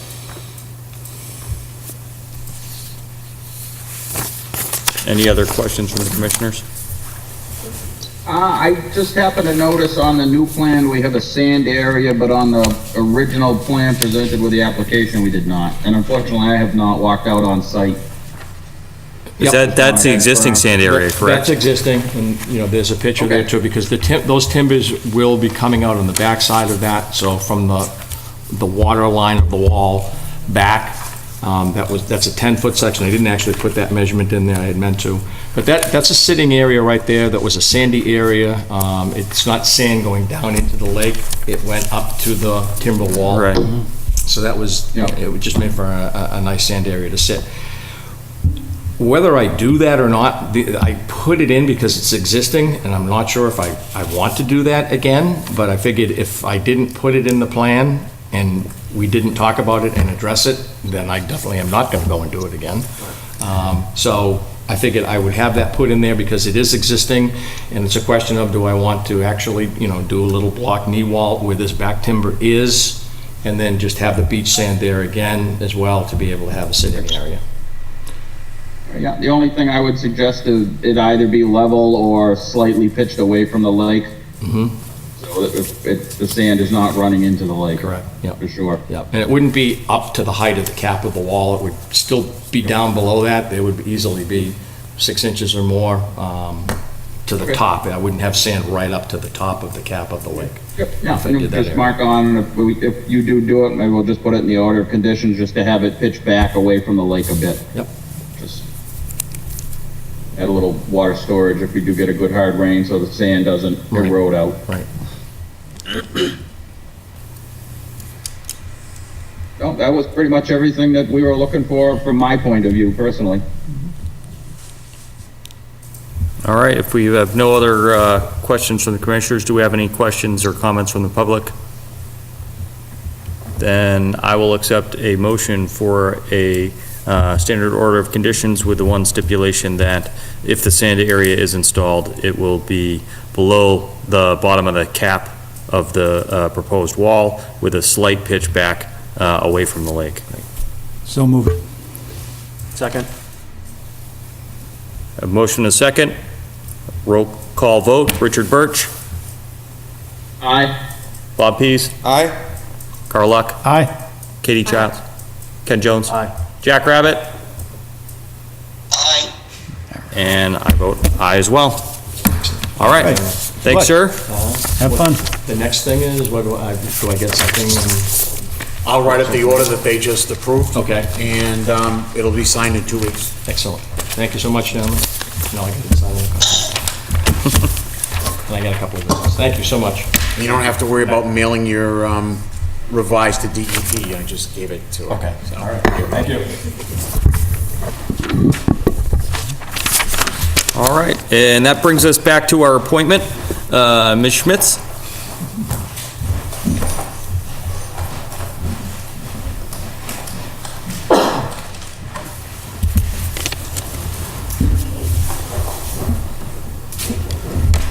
Jack looks really comfortable there. He's gonna fall asleep. It's a small room. Our chairs, Judy. Here's the plans from the solar field that we just approved over on Northfield. These are the plans that were approved. And the current order of conditions that they just recorded. Okay. She's going to talk about solar regulation. Yeah. So I'm here from DP. I'm the wetlands circuit rider, and Matt asked me to come and talk a little bit about solar farm permitting. You just produced the order of conditions for this project, but chances are you're going to see a lot more solar. I review almost all of the solar, Central Region solar projects, and I'm also working with 2 interns I've had this summer and this fall that I've been doing a survey of solar projects that have already been built to see if we can gain some information of things to avoid and maybe things that work on other projects. Lessons learned. Lessons learned, yes. I hope to present a lessons learned talk at one of the MACC conferences. Might not be this year, I'm not quite sure I'm brave enough for that yet. But I do have some information, that I can kind of share as I go along. My interns also are putting together a spreadsheet of all the different Central Region solar projects, and so far there are 206 projects that have required wetland permitting in just the Central Region in our 78 towns. And when you consider that many of those involve the clearing of 20 to 30 acres of forest, there are significant impacts that that are being experienced by the central region communities that are reviewing and permitting these projects. So this project here, I did review this, I think in the spring. I remember it somewhat, but they all. I was going to say, Rich, did you want to talk a little together? bit about what we put in the order of conditions for that Settler Solar project?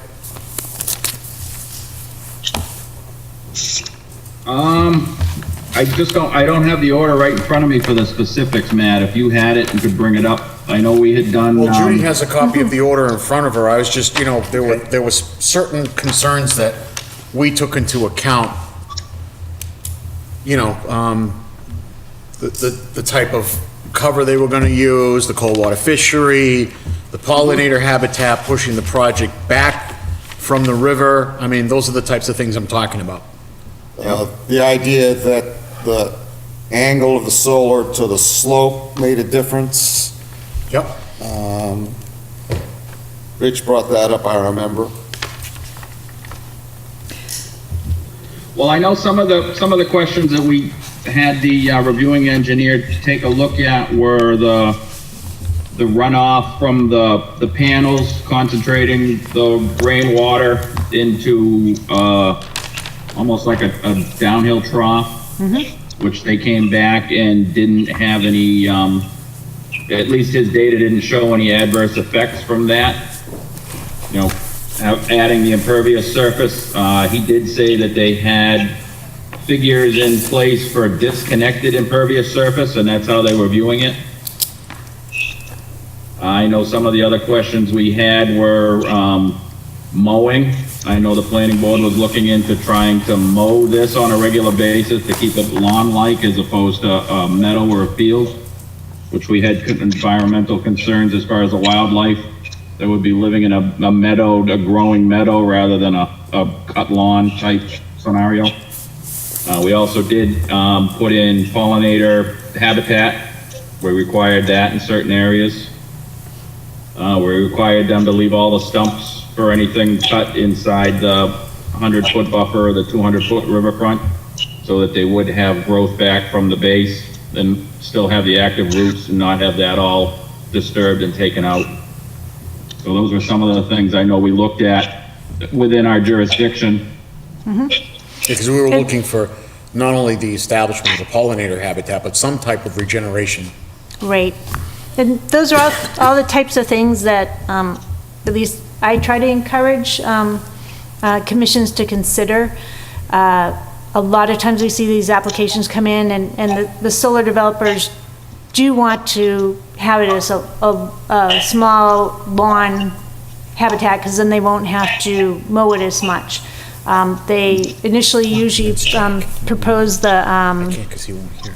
they'd propose the fescue, and fescue is a lawn grass, low growing, and it's pretty much a monoculture that does not provide very much at all to habitat, but is very easy to maintain. So when I went out and saw many fields this summer, there were fescue ones that were low in green. It was good in holding the soil together, which is definitely a goal, but when you consider something may take down 45 acres of woods and all you are left with is a small amount of grass, you're losing a whole, not only habitat, but when you consider even greenhouse gases, all of the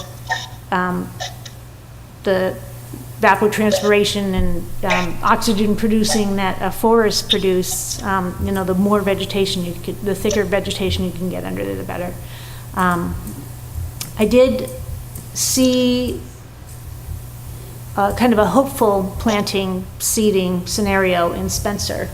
The same solar developer had 2 side-by-side fields that he was building this season, and he seeded them with 2 different things, because the Spencer Conservation Mission in their permitting process all of a sudden started requiring pollinator mixes halfway through. So they had the same soil, the same... Hey, Jack, if you're doing something with a computer, it's chirping over the wire here. Yeah, I'm not I'm hearing it too. Okay. I might be picking up on. So I'm sorry, but Judy's coming No, so fine. no, it just does it. I think it's something with the internet. It's my cell phone, actually, this time my computer ran out of power. Okay. Okay. So in Spencer, there are two side-by-side fields, the same soil, the same weather, the same hillside. One field, they planted a fescue mix, and another, it was a pollinator mix that was a combination of legumes and clover. And I saw them on the same day, and it was night and day. The fescue mix, granted they were just, this was its first growing season, but the only part that was vegetated was underneath the panels. It was small fuzz of green grass. The other field was 100% vegetated. It was about knee-high, and it wasn't going to grow any higher than that because it was a clover, and clovers don't grow that high. And it was loaded with bees. There were monarch butterflies going around. There were birds dipping in there. It really was really impressive. And that was after only one growing season. Clover takes nitrogen out of the air and puts it into the ground. It also kind of mats down in the wintertime, so it should hold together pretty well. And so that, I thought that was a positive thing, because for several years now, I've kind of been bugging people about, put at least some flowers in there and not really knowing how they turned out. It's kind of something that I know this commission was forwarding on this project. I know when I was overseeing the project in Lancaster, the one at the Old Shirley Airport, I kept pushing for clover. Yeah. It makes sense. So it really seemed to work, and to the extent that the solar developer who was with us, because we were on his property, he's taking pictures all over the place, and he says, I have a hearing in Upton tonight for another field, and I'm going to show them how great this came out. And he was excited to kind of brag about it, which we said, brag away, it came out great. And also, you mentioned that on this, you talked about leaving the stumps there, letting them regrow. A lot of projects do propose that, and that habitat really is extremely valuable. The early growth, shrubby, thickety stuff is actually a type of habitat that is becoming less and less prevalent in central Massachusetts, because in previous decades, there were a lot of fields growing in, and you'd have a lot of this shrubby habitat, but now we have a lot of mature forest and a lot of lawns and some meadows and stuff left, but we don't have a lot of that in between shrubby area, except for maybe under power lines and stuff. But So it's important to do that type of, it could be important. yeah, it Habitat, actually is a positive thing. The forest is coming down, but getting that shrubby area around, that is fairly difficult for them to maintain. Yeah. But I do see some fields that, because it's difficult to maintain, they might want to pull up the stumps, they might want to have a wildflower mix or something that sounds good, but the shrubby stuff is much better. The fields that I went to that had that stuff, they were just loaded with like birds' nests and things running around in there, and there was a lot of really good stuff. You want to look out for the possibility of invasive species. If something's right in the middle of the woods, a lot of times the stuff that grows in is really pretty good. But it's important to kind of nip that in the bud when they first start grading and contouring and letting these things regrow, to make sure nothing gets a foothold. Because I've seen some areas where, I don't know how it got in there, but Japanese knotweed starts out and it loves the sun and it's going all underneath. I also did notice on some, actually several of the farms I was at, if they were in woods to begin with, what was growing in there wasn't necessarily the seed mix. So there were a lot of, if they can keep the topsoil and they don't change the, like on this one, it doesn't look like they're changing the grades that much. You can see they changed the grades a little bit here, but they're keeping most of the grades the same. Our biggest concerns on that one, and I know Rich will correct me or jump in with extra, but our biggest concerns on that was the proximity to the cold water fishery. Yep.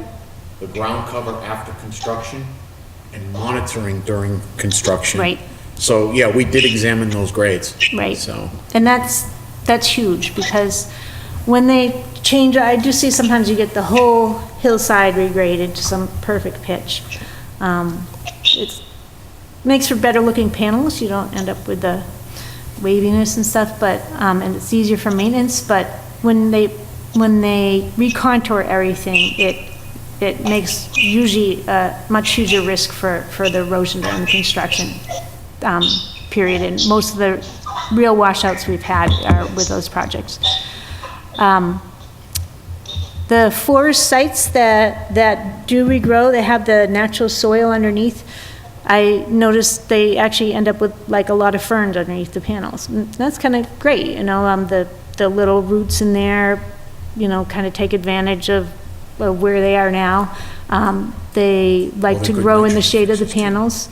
In between the panels, sometimes we'll get like native grasses and sedges and things coming up that aren't the seed mix, and that's fine. So there are forest floor plants that will come up in a lot of these areas if it's not massively regraded. so even if the seed mixes aren't taking well, as Yep. long as like a forest floor natural growth is taking in back, that isn't gonna grow too high, that's a good substitute. That Westminster site that we intervened on, Yep.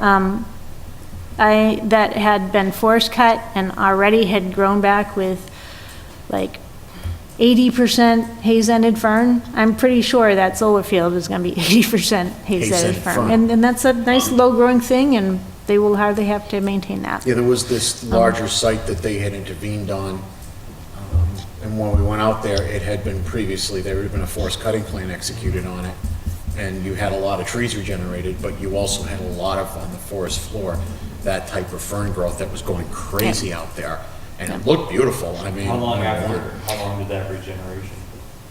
I It probably. was a couple of years. It was I like don't 2 or know when 3 it was years. cut, maybe. From the looks of the file, it was like 2 or 3 Yeah, years. not too long, a year or two, I would say. So the more natural grading you can keep, the better. This one, it looks like, you know, it came out well in that way. A lot of the concerns you'll see in my comments for solar are nitpicky stuff about hydrology. That's a On big that one. hydrology, that's one of the things that we try to concentrate on. Do you have any tips for all of us to look for especially? I guess, see what the comments are, because usually I won't Oh, complain about we it won't even- unless I think it's a problem. We won't do anything until we see comments. But the biggest modeling problem I see is they choose the wrong existing land use and the wrong proposed land use. So the existing land use, generally, if it's woods, even if it's forest cut, I want to see it good condition woods, what it was before it was cut. Like that site, what you, tell them about yeah. that site in the other site in Westminster. The one where they tried to pull the fast one after they did a clear cut. Then they tried to file that NOI and you had looked at it and they tried to put it in as. Right, so they go in as a forest cut, and then soon after, they say they want to put a solar farm in, for instance. And then they model it as, you know, like poor condition woods, because there's hardly any trees left. Well, and Yeah. I actually see this like 3 times a month, you know? It's crazy. It's not like a mistake, it's like intentional. And I believe you and- wrote on your comments, if I remember correctly, you said a forest cutting plan is to regenerate forest, not to Right. grow solar panels. And then you sailed in on them. Those weren't exactly my words, but that's what I meant, yes. That's totally what I meant. So, no, that's what we got out of it. The forest cutting plan, you know, its intention is to keep forest there, and so they shouldn't benefit from the change of land use by not having to put in stormwater. So when you do forest cutting, you don't have to put in detention basins, even though there will be temporarily more runoff because the trees are going to come back. I do comment to make them consider the existing condition, and a lot of times that will be prior to a forest cutting plan or prior to some other kind of disturbance that they may have done without a wetland permit. So they may have part of the site that wasn't jurisdictional, that they took gravel out of or something recently, but they should model it as if it were existing. As if it were still forested. Yep, because that way they make up for the runoff from cutting down the trees whenever they did it, and the fact that you're not going to have trees in the existing condition. If they model it as a meadow in the existing condition, meadow actually has a runoff number in the model that simulates a lot of water going into the soil. Because if you picture an actual meadow, which is really thick and lush and all kinds of tangles of grass and flowers and stuff, that actually does take in a lot of water.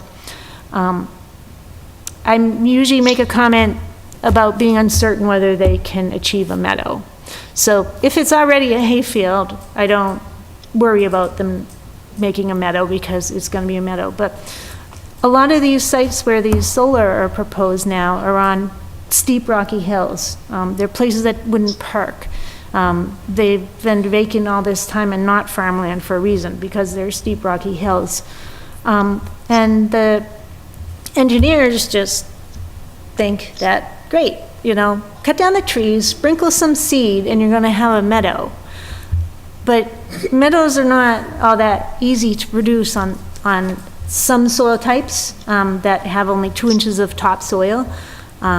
Or some of these sites, you read the soil description and, it says extremely soil, you can see, you look on the aerial photos, there's bedrock at the surface, and you kind of know it's not going to be 100% thick grass.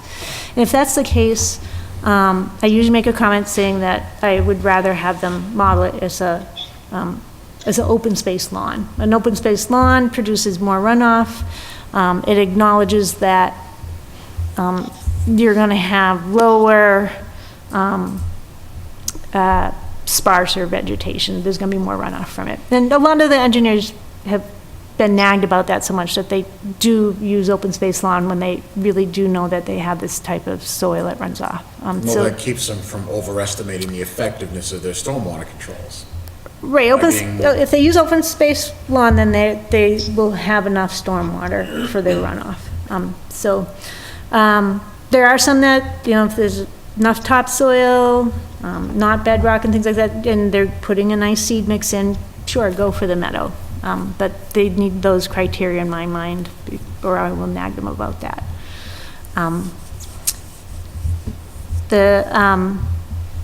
For the biggest risk as far as wetland damage for these projects is the construction phase.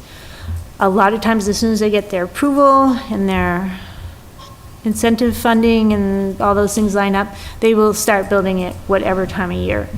There's many of these projects where, they build all through the winter. They're out there, it's frozen, it's mud, and they're throwing stuff up and just doing it as fast as they can.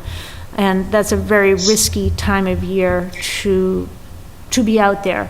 A typical subdivision oftentimes kind of slows down or stops in the winter because they need to pour foundations and do things like that they can't do in the freezing cold weather. They're inside the houses hammering stuff, but they're not doing the land clearing part of it. With solar, we don't find that necessarily to be the case. So it's a very erosion prone situation. They clear large amounts at one time and are working very fast. They really can't phase them. They build them so fast that, you can say, well, we only want you to clear one part and then another, but it doesn't make sense. They're going to need to clear it all at once. So they really need to have something more than just like a 6-inch compost tube along the bottom edge. They need multiple rows of things. Find the very low vulnerable spots, have temporary sedimentation basins perhaps, definitely have someone who's out there all the time looking for problems so that, a pile of gravel can be put at a vulnerable spot if there's water kind of eroding down in a certain direction. Yeah, We included environmental monitoring. Yep. we did put one on that order. Yep. He's ready to go as soon as the planning board finishes their approval on this. And that's probably the single most important thing, is to have someone out there often. Then, so what do you call off?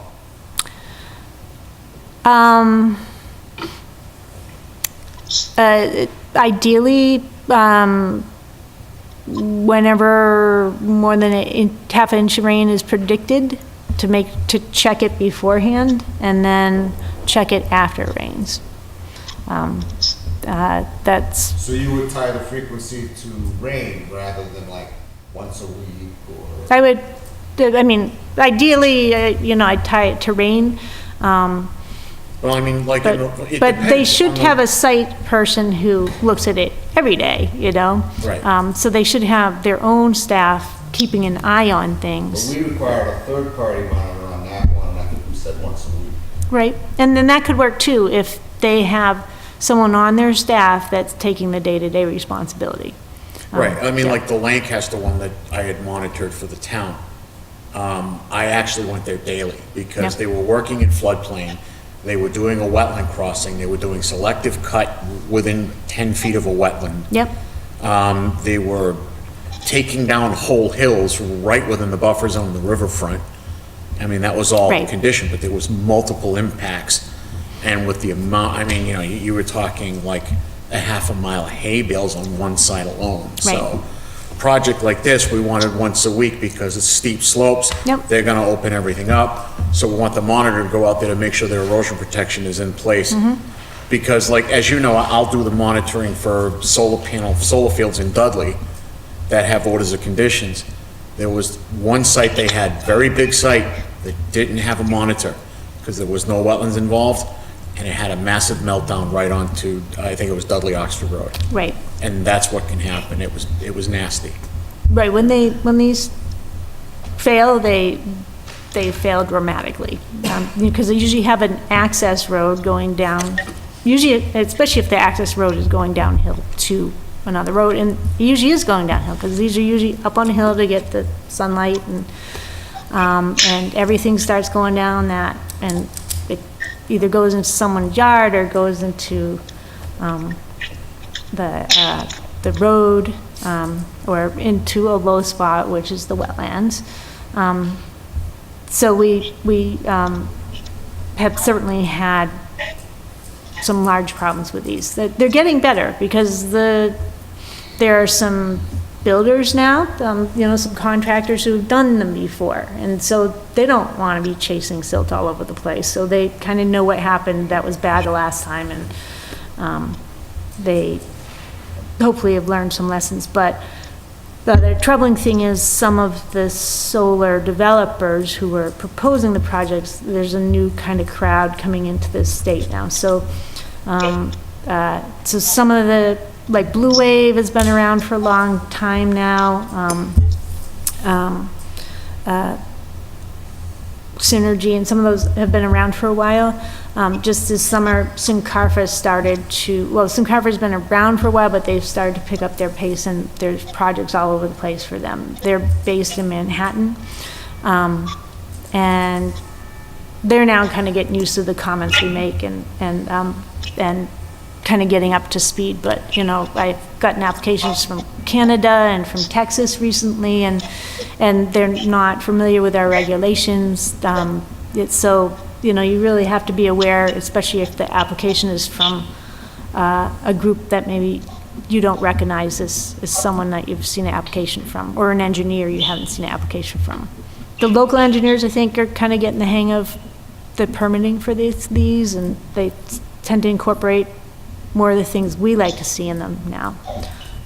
But occasionally you see something usually from another state, and you're like, half the resource areas aren't identified, or they don't understand what riverfront is. The solar policy does require them to try to keep out of resource areas, so that includes riverfront area. So our opinion is if they can't scale it down to meet the performance standards, if it's not economically viable, then it's not the right place for this type of project.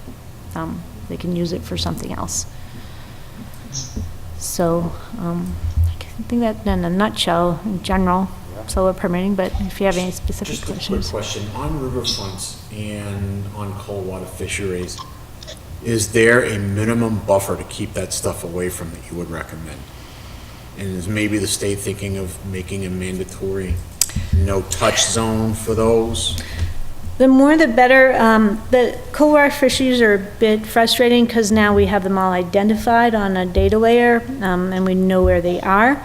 But there's, other than the fact that they're identified as a critical area, which we can then tie into our stormwater regs, they're not tied into any other regulations yet. You know, it'd be great if they were tied into like the riverfront regulations or something where, like, if it's a cold water fisheries riverfront, you know, you have to stay 200 feet away or no 10% or something more strict. But I guess I would recommend if you have a Text. Hey, Jack, can you mute your mic? he's gone. Julie, just think of the stories you get to go back to the office.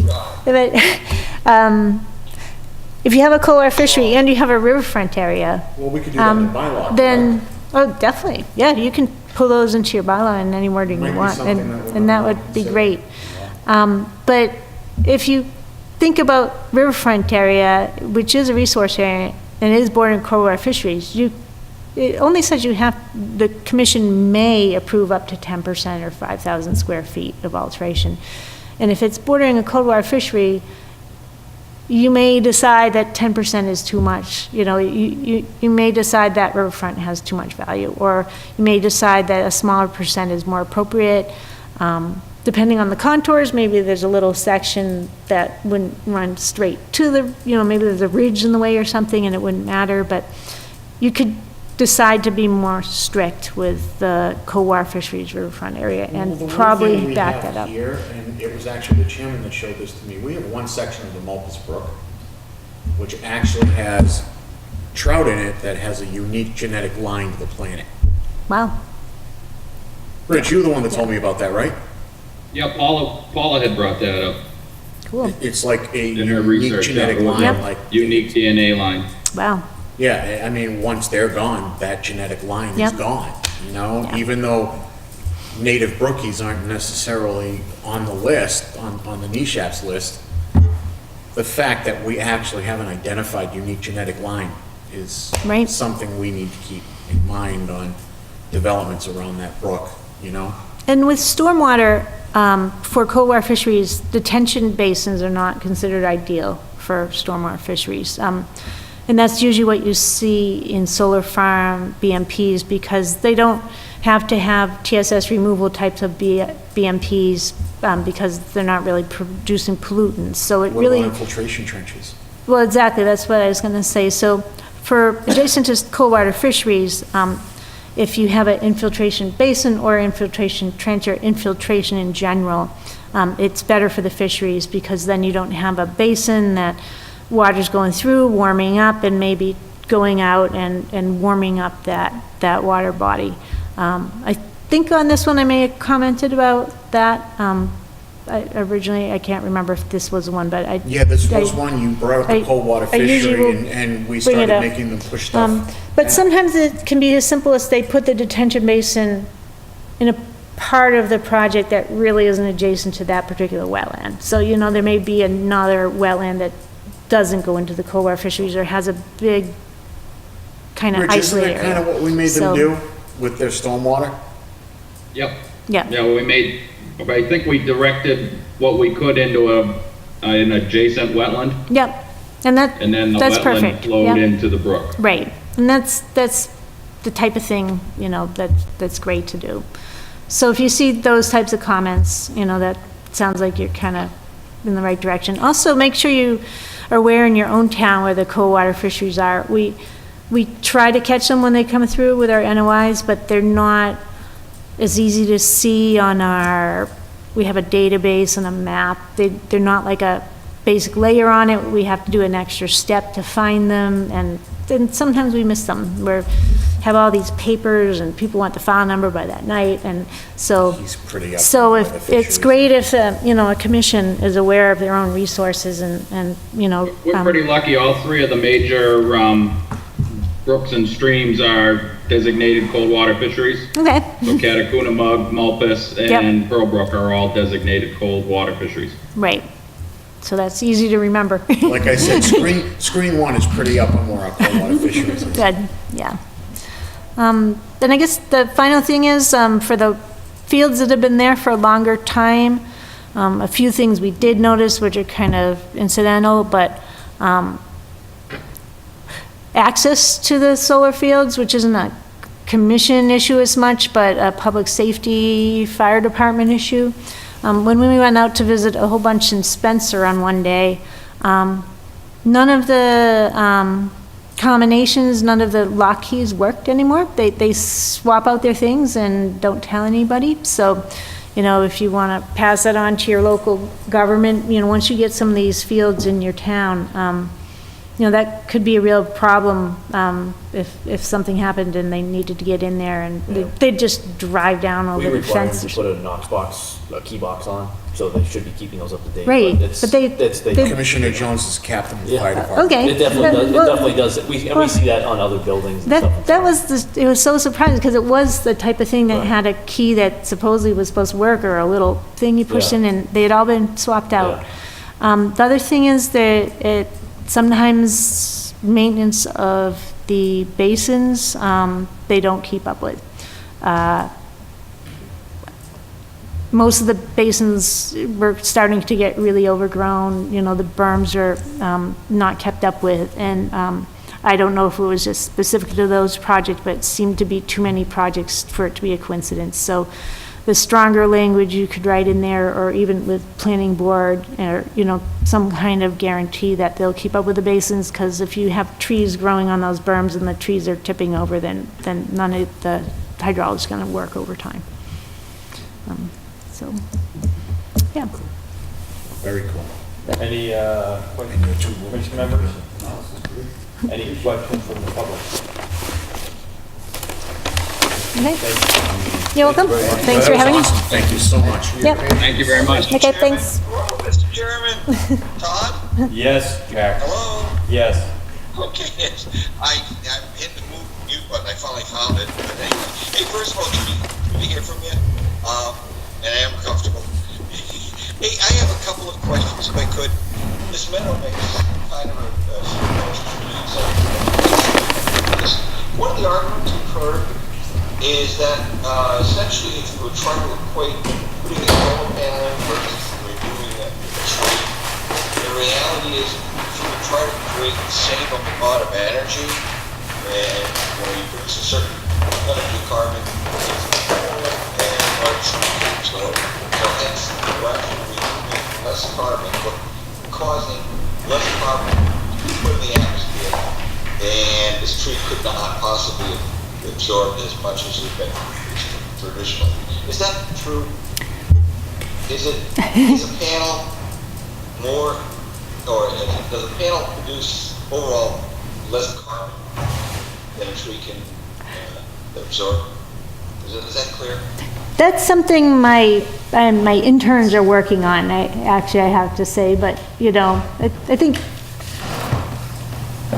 numbers, I mean, there is a net benefit as far as, from what I understand, but I guess it depends on how many components you add in. So I've heard that if you add in the building the panels and transporting the panels from China and the construction equipment, I don't know, I think, yeah. So Did the bird get fricasseed? So I guess I'm not going to commit to an answer for that, but I am trying to gather some good data. Surprisingly, there's not that many academic papers written on solar yet. I've been trying to collect those together as well, but there are starting to be more and more coming out.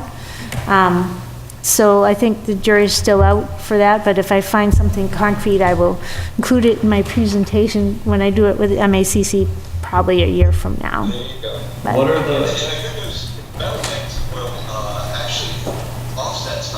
Right, yeah. So that, it's a big formula, and I just wondered where they put on that.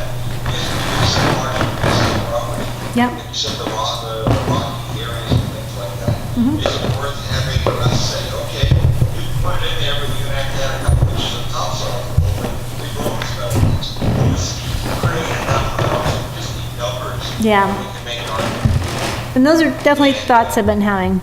The newest thought I've been having is, I heard on a radio last week that the fungi itself in the forest floor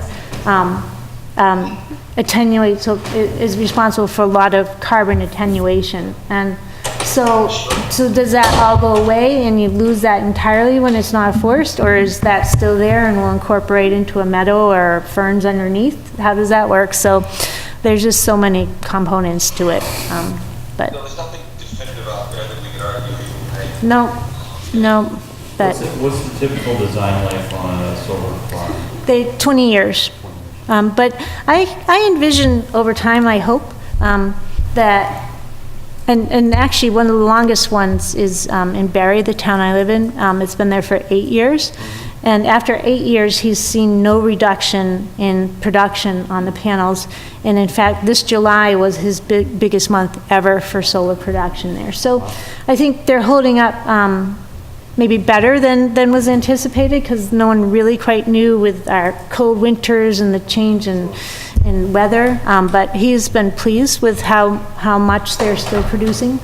But I envision hopefully that they'll just simply take the panels off after a certain amount of time and put, even since 8 years ago, the panels are much more efficient. So I picture them just swapping out with like 5 times more efficient panels. So you'll have these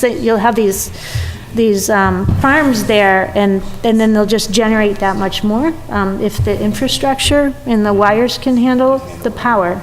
So, which is also a kind of a limiting thing, how much power can go through the different lines and stuff. So, but the one thing I'm curious about is there's got to be some bird species that's going to think these are like the perfect habitat, and some kind of bird that we hardly ever see all of a sudden is going to be all over the place, and they're all going to be nesting in there with the fence around them and not so many predators. Yeah. Invasive birds. Well, or some kind of thing, you know. A swamp explosion. Some kind of wren or something that will be all over the place, yes. So. Thank you again. Yep. Thank you, Judy. Thank you. Zoning question? All right, last one, Jack. Okay, just last one. Okay, with regard to forestry,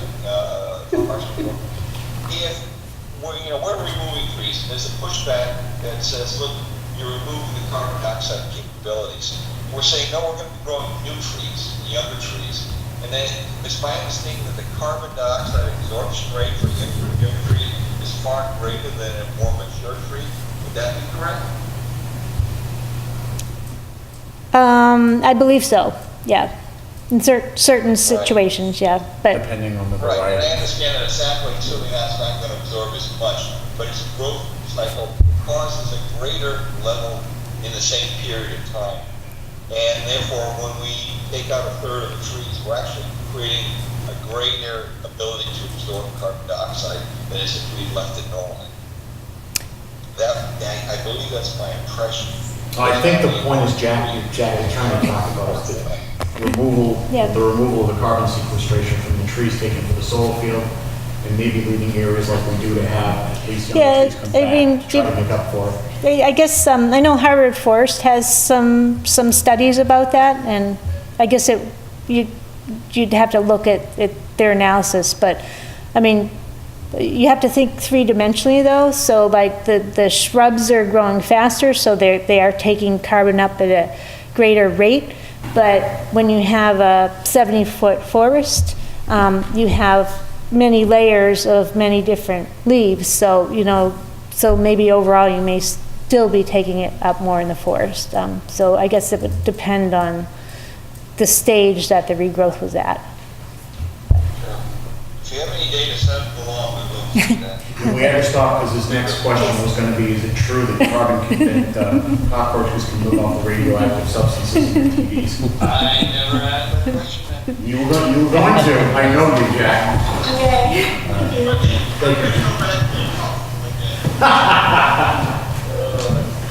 All right. So, let's move on to violations. Gentleman from 101 Pleasant Street is here, if you want to talk to him now. Come on down. You mind if I talk about that dry meeting, mine is impeccable. Sure. Very nice, Jim. Good, please introduce yourself, sir. Sure, my name is Cathal Brady, and I'm one of the owners of 101 Pleasant Street, the new owners. We have an enforcement order, which I get from Matt here. I'm not fully up to speed exactly what I have to do, but I have reached out to an engineer, Peter Blasdale at Williams Burgess. My plan is to meet with him next week at the site. He has recommended a contractor, obviously correspond with you guys and remediate whatever needs done to bring it back, have the enforcement order removed, and to keep everybody happy. That's basically the premise of. Peter? Blasdale? Yeah. Okay, I've dealt with him before. Yeah. And that's basically the plan. Okay, now, the other thing is that we have a bond that is expired. Expired or expiring? It's expired. Okay. Now, we need a bond to replace it. Okay, I can take care of that. And the bond was actually in the materials that was sent to you returning with the orders of condition. Okay, so I'll take a look at that and I'll renew it with the same company and we'll send you a copy of that as well. Okay. Okay. When should we expect to hear from you on that? I'm hoping to meet the engineer at the site next week. Okay, and then talking about the bond. I can try and address that tomorrow. Okay. I'll take a look at that tomorrow and correspond, find out what it takes to get it, a new bond or whatever it is done. Okay, now if you're gonna be their engineer out on site, if there's any way I could be involved in the meeting so we could go over. More than, I would love to take your feedback on it. Yeah. So I'll try and schedule him sometime next week. I have your email address. I'll include you in the correspondence, and then hopefully in the next 2 to 3 weeks we'll have a plan to remediate with a view to having it all fixed, hopefully by the end of November, but certainly by the end of the year. Okay, now the order of conditions currently on record is due to expire around this time, actually I think it's October 5th of 2019. Okay. So you need to get me by September 1st. Of 2019. 2019. Yep. I would need a request from you, that's a drop dead date, for an extension permit. Okay. In other words, we can extend your order of conditions up to 3 years. Okay. So depending on where we are with you, you're gonna need to put that in. Okay. But I have a bit of time for that. You have a bit of time, yes. Well, hopefully. Well, as long as you can guide me through the process. Yes. So. Sorry I had to wait so long. I know. I was going to put my hand up to start. I didn't realize the other things were going to take so long. Hey, Matt, Yes, sir. can you just make sure that you include Tennessee Gas and Army Corps of Engineers in on the correspondence with the contractor when you meet them on site? Yes, the Army Corps of Engineers has been watching the site because of the prior owner. Yep. I'm familiar with that. Because of the, partially because of the floodplain. Okay. And partially because of the utility easements that go through there. Okay. Also, Tennessee Gas owns an easement going right through the center of the property. And they've been watching that place like a hawk because he screwed up a lot of work they did. Okay. And a lot of it was reclamation work on their easement, which Army Corps had a permit on, and they were watching for that, so. Okay. All right. Yeah, well, I'm sure they'll have input on remediation of the roadway, because they did do some temporary construction at their request for the roadway going over the gas line that's currently there on their easement. Yeah, I mean, I'm sure these are things that we can work on. Yep. I just need to show you exactly where this stuff is, Perfect. It's fine. Just hate to see them go boom. meaning the gas line. Oh. Yeah, we don't want to have a kaboom. No, me neither. All right. Is that it? That's all I have. Okay. So I think once your plans develop, come back, whether that's the 7th or the 21st next month. Yeah, and I'll correspond with you, and you can give me some guidance on it as How well. about we do the 21st, because I'm gonna need to administratively set up a whole bunch of stuff with him, so I need to. Okay. Good. But at least we're moving forward. Yep. That's all that counts. Fantastic. All right. Great. All right. Thank you very much. Wonderful. Thanks for your patience. Thank you. Well, I'm very educated tonight. There you go. Come anytime. Thank you very much. Thank you. You get the last straw? Yes. Sorry, are you here for a particular, The Rob Hill thing. all right. It's been asked to be kept on the agenda. We have other violations. But I don't think we had anything to discuss. Okay. Okay. It's in the agenda. Powell Stone and Gravel, any updates from them? Well, they put in for that extension for the next meeting. I actually been speaking with Brian Marchetti. Yeah. He's got the fund for the notice of intent almost already. I should have the updated data for next week. So you think that we'll hear it on the 7th? Whether they hear it, well, we'll probably hear it on the 21st, but everything was supposed to be ready for the 7th, but I think it'll be ready the week before. Okay. So we should be in good shape with that. 55 Spring Street? I haven't had time to finish my investigation on that because I lost a week because of my car accident, so. Yep. Butterfly Lane. So just on 55, so Matt, are you doing all the legwork? I thought the owner was supposed to. We're both doing it, Carl, because Okay. I have to verify what he's doing, but I haven't had a Okay. chance to work with him on this or poke him because I lost a bunch of time. Okay. So. So I'll they are continue. taking the lead on it, though? They're not leaving it up to us to prove that there was a patio there? No, they have to prove it, but Okay. I'm gonna verify what I get for info. Good. Butterfly Lane, I'm working with the residents on finishing up their RDAs, but again, I've lost time because of. Yep. 155 Reservoir Road. I did go out on the site with Rose Chuck. Did go out on the site with Brian Marchetti. Now, the workshop that I had set up for Halloween night, the 31st for LSIC, Yep. Joanna can't make it. She can't. No, because apparently she has grandchildren or something to that effect coming, which is fine. Is someone gonna go in her stead? Well, I don't know. I'm going to talk to her about this, but if I can't get them to agree on that date and we have to go to another, should we use this time to do 155 Reservoir? I mean, which may be tough on the neighbors because. I'm not gonna be able to do it that night, I'm sorry. All right, so I'm going to come up with an alternative date for her, and I want to do a workshop date for 155 Reservoir. Yeah. I want to have them here because, you know, I want to share the data with them now that we've had the work done. But I don't want to do that until we get a date when we're all going to meet. And I'll release it. Will there be an opportunity for us to visit the site before that workshop? Well, that's why I want you guys to set the date for the workshop so we can set a date to do a site visit. Super. I think we should have before we do the workshop, maybe one of our site walks, maybe we go out there and we talk about it, we kind of have a pre-meeting, get our ducks in a row before we bring all the residents in. All right, well, I'm going to be sending out doodle polls for suggested dates in November. For that and for a Rob's Hill workshop. So, I mean, you know, we've got to do that. By the way, we were talking about going to sites that have regenerated. Right. Perhaps you guys might want to actually come out if we can get the rainbow to agree to that 155 Reservoir Road site.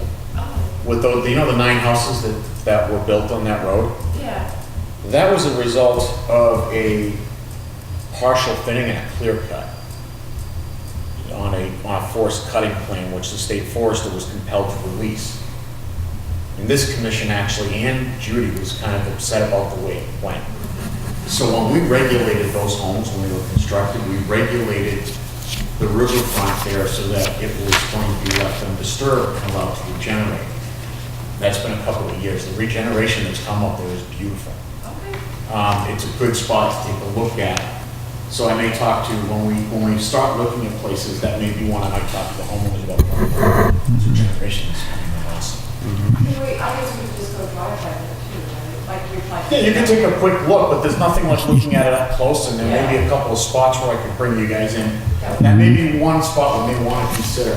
Yeah. But getting back to the 155, no, all right, you gotta take a look at it. It's a beautiful spot. It's been regenerating well. Oh, yeah, I just, the look on my face was, I'm sure it's beautiful to you, but beauty is in the eye of the beholder. And All I can say is, Carl, I've what- been watching Regeneration's work for 30 years, and it is coming out very well. I understand, but there's also lessons learned. You know, we touted small town forest as a thing of beauty also, and that didn't go over all that well. Been out there? So, Have you been out there? Can we not do this now? but the important thing on the visits was what you said. Are we lining up visiting someplace that's been 5 years or something that's a? Yeah, I've got Gary suggesting some spots, yeah. Okay. When do you think we can? We can get from him within the next week. Okay. So within the next meeting or two, we can Probably hopefully next meeting. schedule something to get to a Yep. 5-year-old, well done, you know, not a clear cut, but something that represents what we would do. Mm-hmm. Okay, thank you.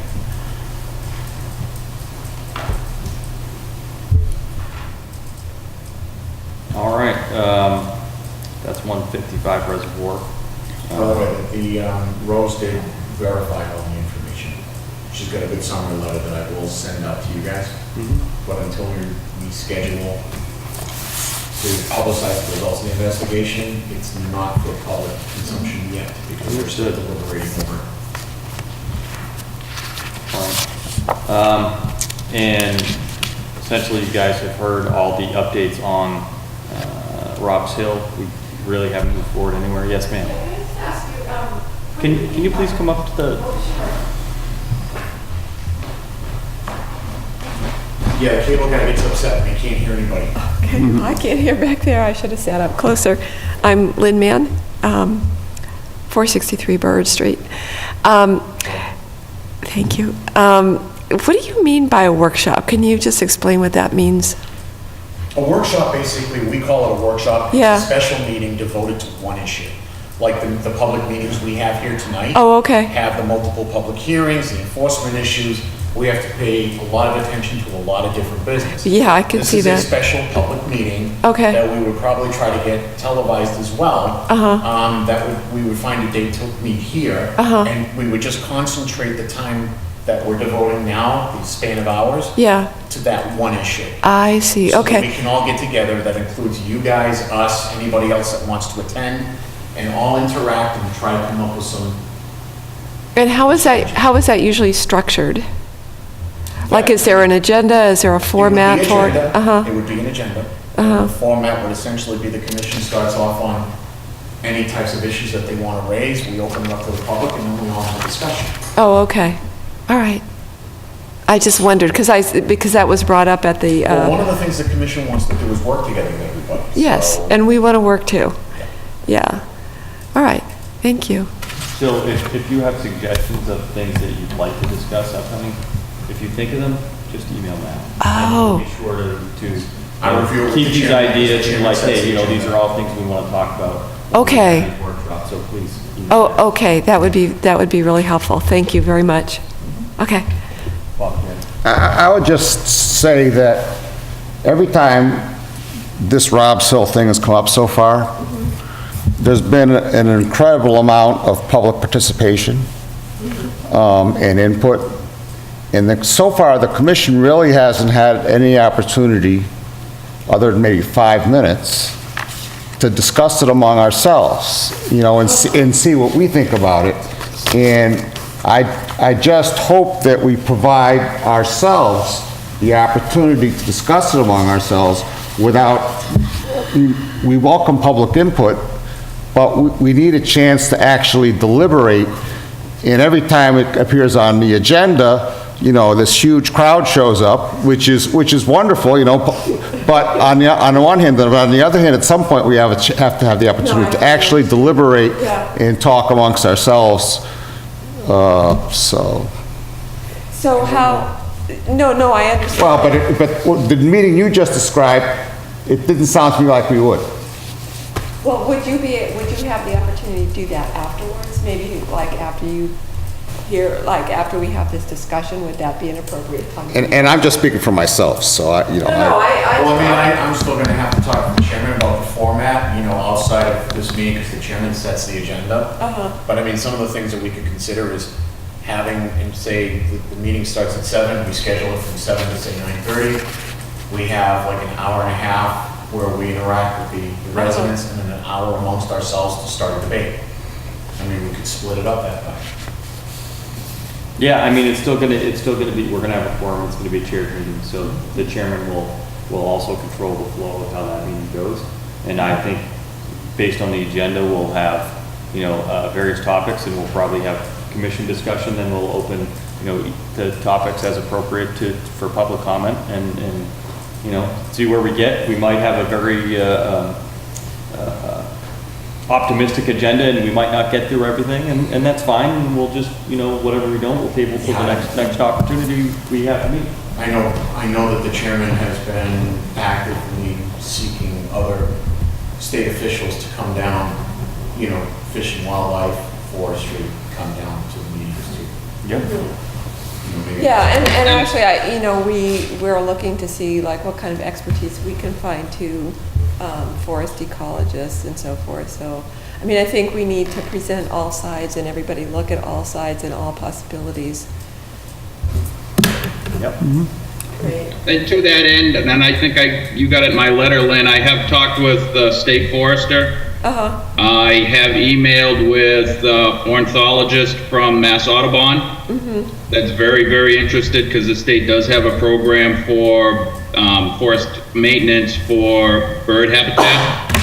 Fishery, Mass Wildlife, I have not heard back from on any of the wildlife biologists that they have. Mm-hmm. But it is definitely my intent to have as many voices as possible. Mm-hmm. It was interesting, Judy even mentioned just a few things in her discussion with us on the need for some maintenance and some regeneration of forests in certain areas.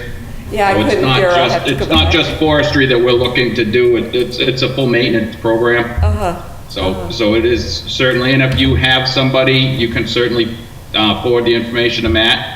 Okay. So it is our intent, at least my intent moving forward as the chairman, to have as many voices as possible, professionals, not just foresters or somebody interested in just the recreation of the property, but also the ecology and the environment as well. Right, and that's really important to us as well. It's So super if you do have important. somebody you're interested in, forward it to Matt. Okay, great. Thank you very Okay. much. Appreciate it. Thank you. You're welcome. All right, new business. Consideration for approval by the commission for Commissioner Carluck to attend a mixed martial arts meeting. He's not going to attend, he's going to participate. I went on the web and I plugged in MMA, and I got all this woman's wrestling information. It was. I'm not going there. I'm not going there. All right, so what is MMA? It's the Mass Municipal Association. All right. It's. For a public entity, we can be very entertaining. The later it gets, the more. It's their annual meeting in Boston. It's held every year. I've gone to 2 before. I went last year, and I think I went 3 years ago. And it's very useful in many ways. There's a big there's workshops. There's 2 days of workshops. It's Friday, Saturday event. And there's over 200 exhibition people, from, everyone that does business with municipalities, is there. Basically, DEP has booths there. It's also, so they have the workshops, they have the trade show, basically. And then, quite frankly, mostly what I found more valuable than either of those is the networking. I mean, the people, and you sit in these workshops, in the workshop you say, I don't know if there's anything in this for me. And then somebody asks a question in the workshop, and it becomes very relevant and very interesting. And you can ask the questions, and you can stray from the topic depending on the people. So it's a deal. I'm going. Sewer Commission, funded me last year, and they've agreed to this year. But they did request, since they know I'm on 2 commissions, they said, well, geez, maybe the conservation would split half of it. So if you chose to do that, it would be about $213, and that's strictly the registration, the opening session, reception, and a one-night hotel room, and that's that's, so $213 half it. We pay for transportation and parking and all the other meals and all that stuff, so, I'm not looking for per diem and all total costs. I apologize for the interruption. Yeah, no, go, yeah. Are you paying it up front and getting reimbursed? Yes, that's the easiest way, and that's what Barb, that's what Barb, yeah, especially if you're splitting it, so even if you're not, even with the sewer commission, I'm just gonna register, because it's easier, and workshops and all that stuff, and then bring the bills back. But it's fixed costs, it's the registration, that one reception in the room.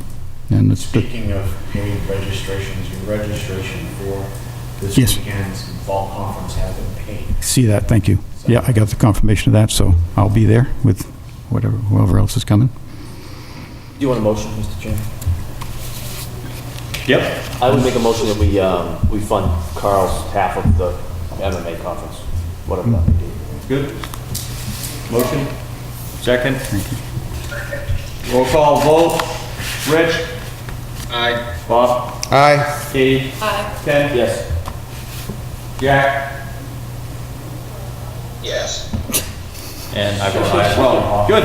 Yes. Thank you, gentlemen. Have fun. Hope we bring back some good stuff for you. Do we have any updates on Ford? I see an item on here, Ford Stewardship Grants and Planning.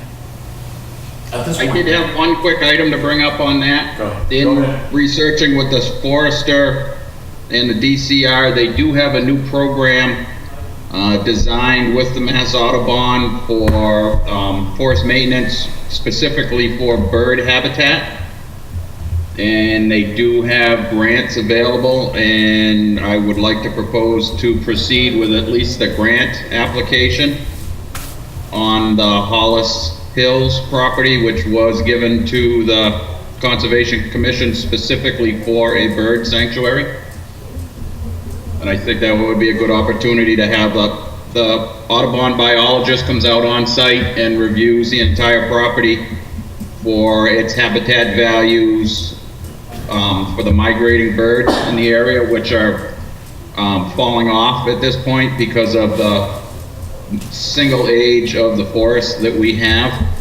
Some of the birds like old growth, some of the birds like new growth, some of the birds like medium growth, meadows.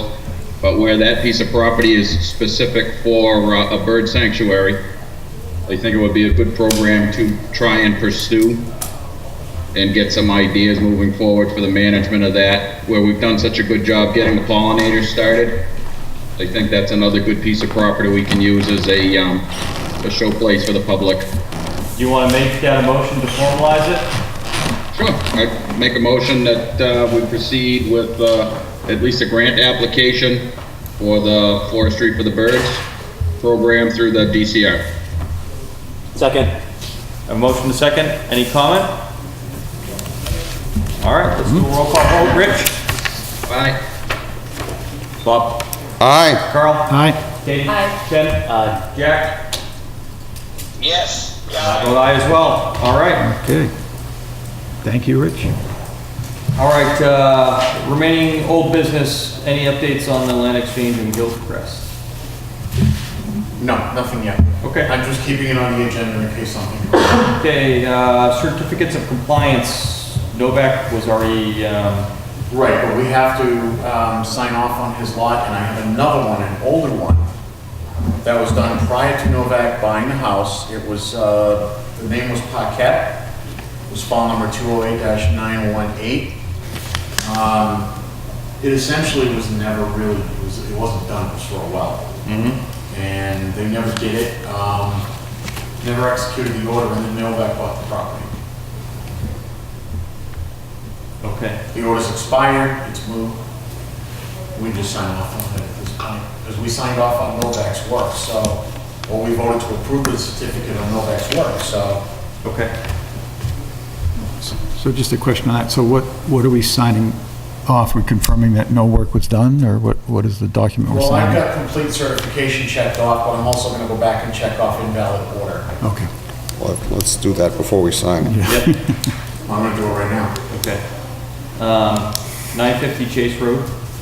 950 Chase Road was an old order of conditions that was issued for a septic system.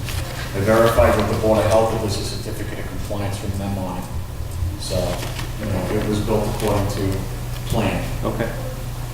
And That was back in 1997. 338 Sunset Lane. That was Jeff Viviano. I went back and looked because back in the spring, I noticed that vegetation was short. And when I spoke with them about it, some of the vegetation had died. Like 4 trees, 3 bushes. It was 4 trees and 3 bushes. Yep. So I had him replant everything. Everything has been replanted. And lo and behold, it actually took. The interesting thing was, the original stuff he bought it at a nursery, and that's the stuff that died. Stuff he bought subsequently was at Home Depot and took. We've had a little bit of rain. Yeah, we've had a lot of rain. Those nurseries, you can't trust them. Nope. Also helps when you water your stuff too. So we have no request for permit extensions this week. Meeting minutes. We have August 15th, September 5th, September 19th, and October 3rd.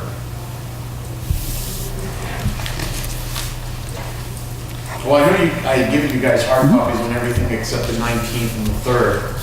And then I sent you guys out the electronic stuff. I just got it done. Again, I lost a little time. I think we hold the 19th and the 3rd. I haven't had a chance to review the 19th. And that's fine. It's a long minute. But has everyone had a chance to review August 15th and September 5th? Yes. Then I will accept a motion to approve the minutes of August 15th and September 5th. Yeah, there is one, I didn't know if we do it during comment or not. On the 15th, there's a reference there to Mike Nault's absence because of a wedding, I think.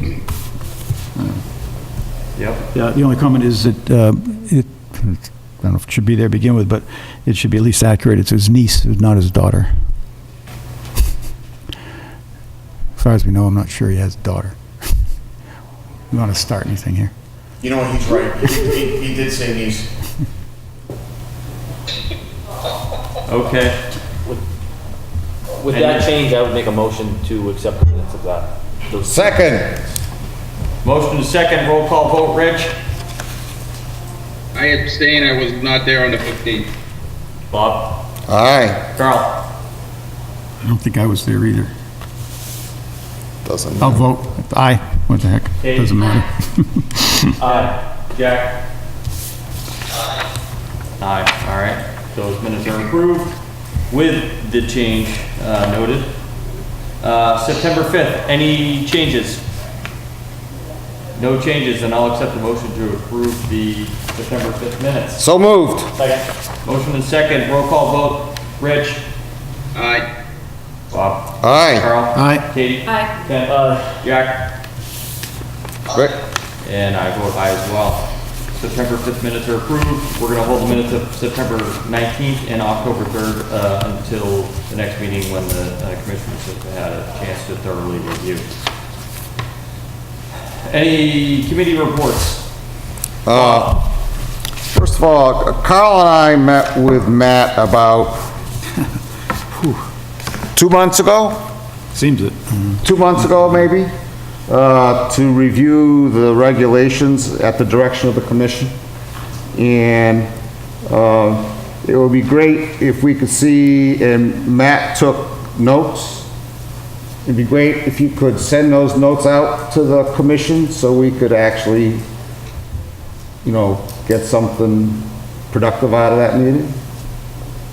Go to the next step. And some of the stuff we noted in there, I think there was like some legal review stuff. There were a few things that needed. There was a little homework you had to do, and it'd be great if we could get that document by the next meeting in 2 weeks. 3 weeks. 3 weeks. 3 weeks. Better yet, 3 weeks. And secondly, the Trails Subcommittee, consisting of Ken and myself, went out to the small town forest this past week, and we walked around, And we were able to locate, I have an app called All Trails, and we were able to locate the original trail in the back of the property. It is totally obliterated by down trees and stuff. I have gone back and marked it with orange flags and most of it, so that you'll be able to get through to the property behind. You did do that? I've done most of it. I didn't do the last 300 feet. Well, let's clarify, are the down trees from the forest operation? Oh, absolutely. No, it's from the forest operation. I'd say both, but more from the forestry operation.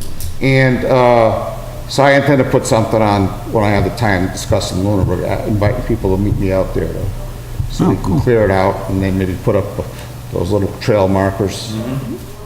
Because if they say, people who say now that the original trail, you can't find it, they're correct.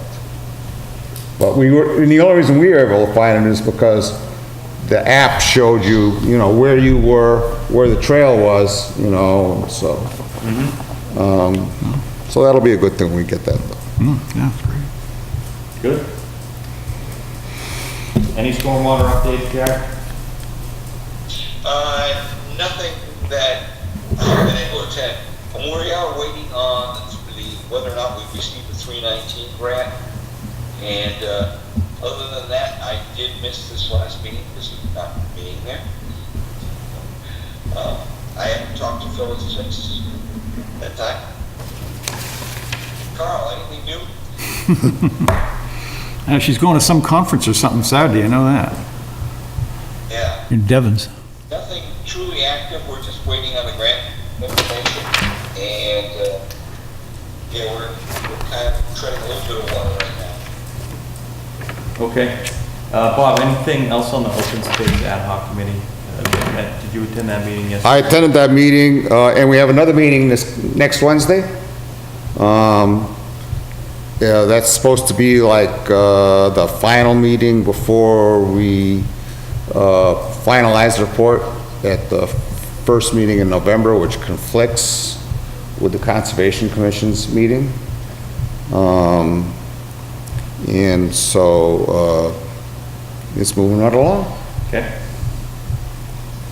All right. I do have and Rich, I remember we spoke about this, it's another certificate of compliance to bring in, something issue that came up yesterday.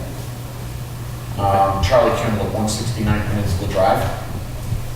It's another certificate of compliance that is basically expired. So it would be, this one actually was executed, so it's a complete certification. It was the Little Hickory Hills Management Plan, the one that we approved back in 2007. The reason why I'm asking for the release on this is because for some crazy reason, it was recorded on Charlie Kimball's deed. And it's showing, and he's about to sell his house and this is showing up.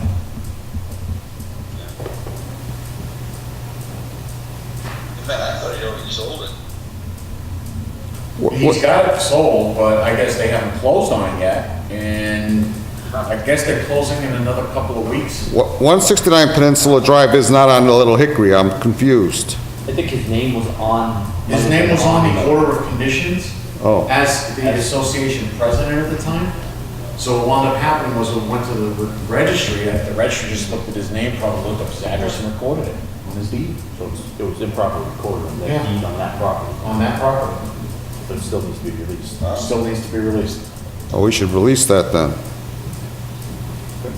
Great. All right, agents report.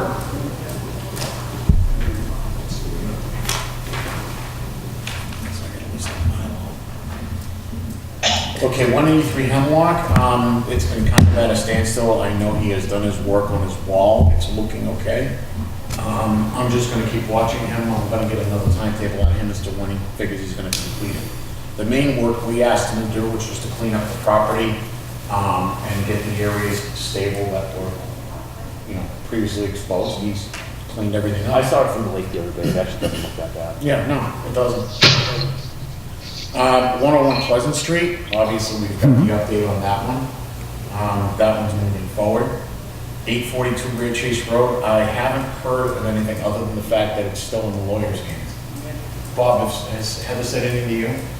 The last I saw, I was about to ping her, and then I looked to see, when the last message I got, and that was the one that you forwarded to me, that said that there's some, Adam was gonna generate a report that showed the probate, out-of-county probate things that needed to be checked, and then the out-of-state probate records that needed to be checked. So it didn't sound like it was gonna be anything quick, but I was gonna wait, give her another week and then ping her again, because that's the kind of pinger I am. Okay, well, the next relevant items would be 155 Reservoir, we're already handling that one. Shady Point and Emerald Place, we have beach erosion issues. We also have beach erosion issues at the town beach. I was talking to Carl about this the other day. I was also talking to Rich about this. I think it may be time, instead of chasing our tails with these beaches, to come up with some type of a policy or an amendment to our regulations to address these issues universally with all the beaches, sandy beaches we have in town. Because all we're doing right now is chasing our tails. They're just pulling it out, smoothing it out, putting everything back. They actually did go in and re-rock the swale area that we had them put in. It came out nice. Whether it's really going to be effective or not, I don't know. And Emerald Place's case, my recommendation would be to have them come in at a future meeting and speak to them about shrinking their beach down. I won't support that. Well, the beach is really huge, and that's part of the problem. That's an opinion. That's what happened. That's an opinion. Well, then maybe we need to come up with an overall beach policy. The erosion is clear. I don't think, there's no question about the erosion. Absolutely. Beaches erode. So we need to address it because the design isn't working. So I think we need to get them in here. Regardless of what you do with a beach design, if it rains and it's a loose sand, it's gonna erode. Well, We can minimize it to a degree. I think we can minimize that to a large degree. The rock, whatever they call that thing down the side, the water doesn't go through that. It gets to the beginning of it and goes right up next to it and digs a gully that's a foot deep. But that's probably the easiest one to redesign and deal with because the water's there. The whole beach, there is water coming out of the land where the buildings are. There's that little skinny rock thing, which is more decorative than anything else. It comes right across there, and the whole beach has erosion coming down. And that's where, I don't know the conclusion, but that's where reducing the beach could help because there's nothing there to stop the water. It comes right out of the lawn, comes out along that whole edge, and you just see it. The whole length of the beach is erosion because it's just sheeting down the whole beach. So they're just not capturing it. You know, the design, if it were implemented correctly, should do it because it's not taking the water where the buildings were built. It's getting past that little rock thing that's supposed to absorb it, and it's not. Maybe underneath the rocks is not absorbing it, right? So there's something that the design approach is correct, but the way it's implemented, the water is not being caught where it's supposed to be being caught. If it was caught there, then I don't think the beach is too big, if it was stopped there. Because it's not the water that's falling on the beach that's the problem. It's the water that's coming out of the developed area that's the problem. And the solution isn't working. So I think we need to get them in here, or maybe we need to go down and see it again, but we've got pictures up our... You know, personally, I think one of the best things we could do is if we get one of these really hard rains, and we've had a wet period, if we can get out there during a hard rain to actually see where the runoff's coming from. Yeah, and that's... I think that's the perfect time. If someone can get down there with a video camera or something like that. I got down there, when was it, 2 weeks ago? And I have pictures that show everything I've just discussed, that show, you know, and it was like 3 days before they did their maintenance, which they aren't done yet, I don't think. But that's exactly what I did, is I went down after a good rain, and I have pictures. So it'd be great if we could all do it, but, you know, coordinate everybody is kind of tough. See, I don't understand the issue. If they have a sandy beach, and it rains, and it washes into the lake, and then they come along with a York rake or some other similar thing, and they pull it back out of the lake and put it back on the sandy beach. If they were gonna bring in truckloads of sand every year, then I would see that we had an issue. Like the town beach? If they, Yes. whatever he's, I don't know what I happened. could just add quick, at least in Emerald Place, we were given a design by an engineer to alleviate the erosion problem. And the design by the engineer is not working. So in Emerald Place for sure, I mean, we should be going back and getting the problems that they said they fixed that have not been fixed. So whether it takes watching the next rainstorm or viewing the pictures that we have, I mean, Anthony sat before us and said, this is what I'm gonna do, this is gonna fix the problem. Clearly hasn't fixed the problem. You know, So as to Emerald Place, that, I mean, we definitely should be moving forward and get him to do the work, figure out what his problem is, why it keeps eroding, and come up with a way to fix it. As a broader picture with beaches and erosion, you know, a little bit of erosion on a little bit of a beach is fine, but you add that by how many hundreds of beaches we have, and it clearly at this point is a clear violation of the Wetlands Protection Act, because you are indeed filling a wetland. So it is something that we do need to address on a larger scale.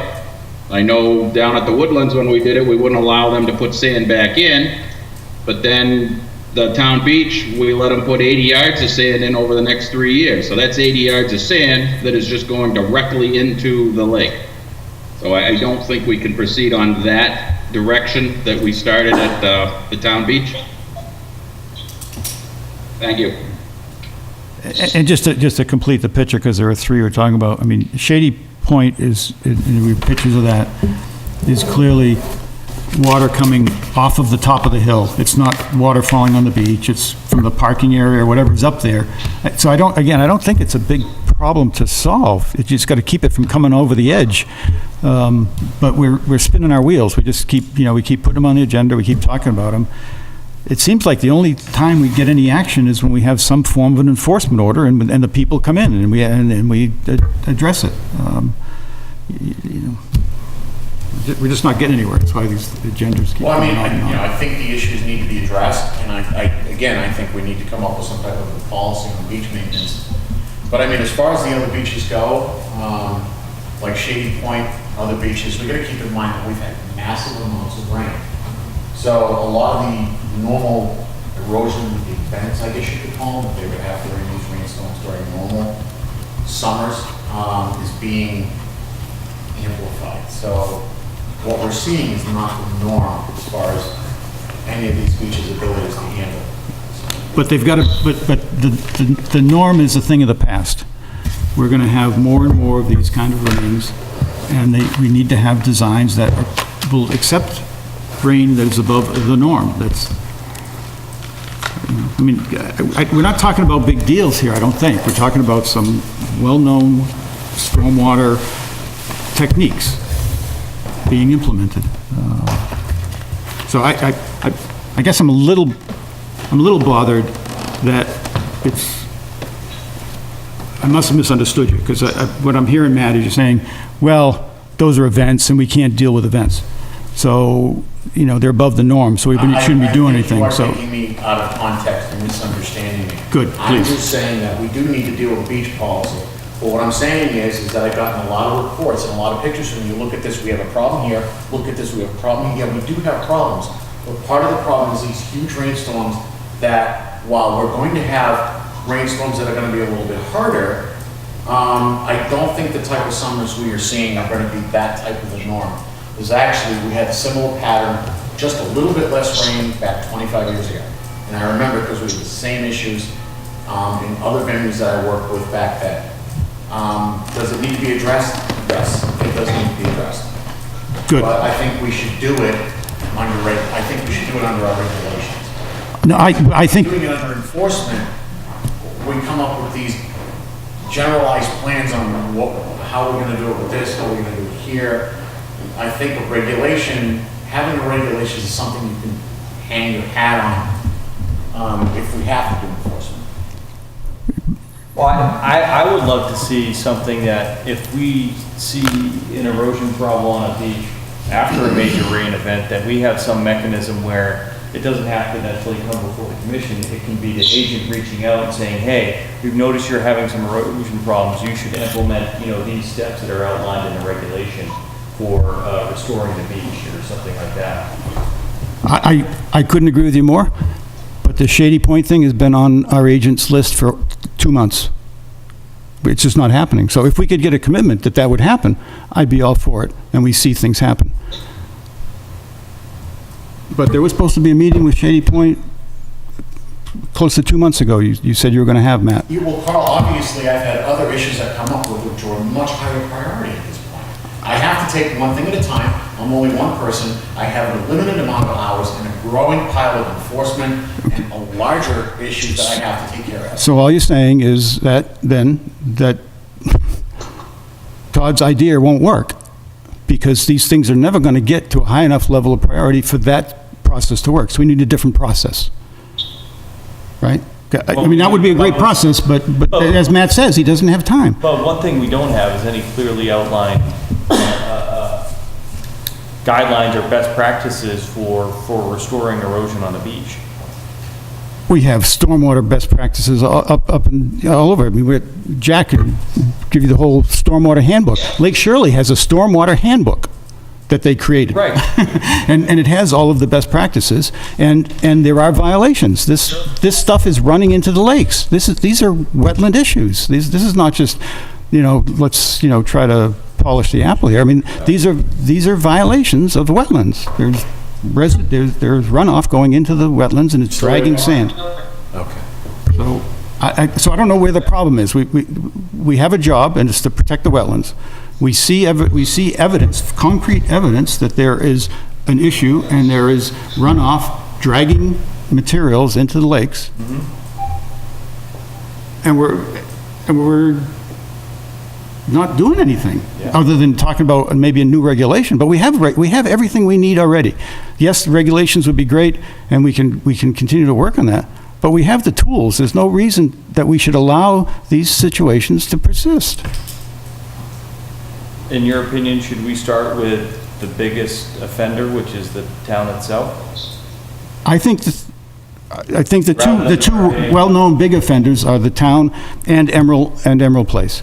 I think Shady Point just happens to have an issue. I don't think it's a big issue, so I don't think it's the level of priority of those. Mm-hmm. But it's something that a conversation between the agent and Shady Point might just well resolve. That might be a good one if we can get to it. But if it's always at the bottom of the list, then that process won't work. But clearly, Emerald Place hasn't not been designed correctly. It needs to be improved.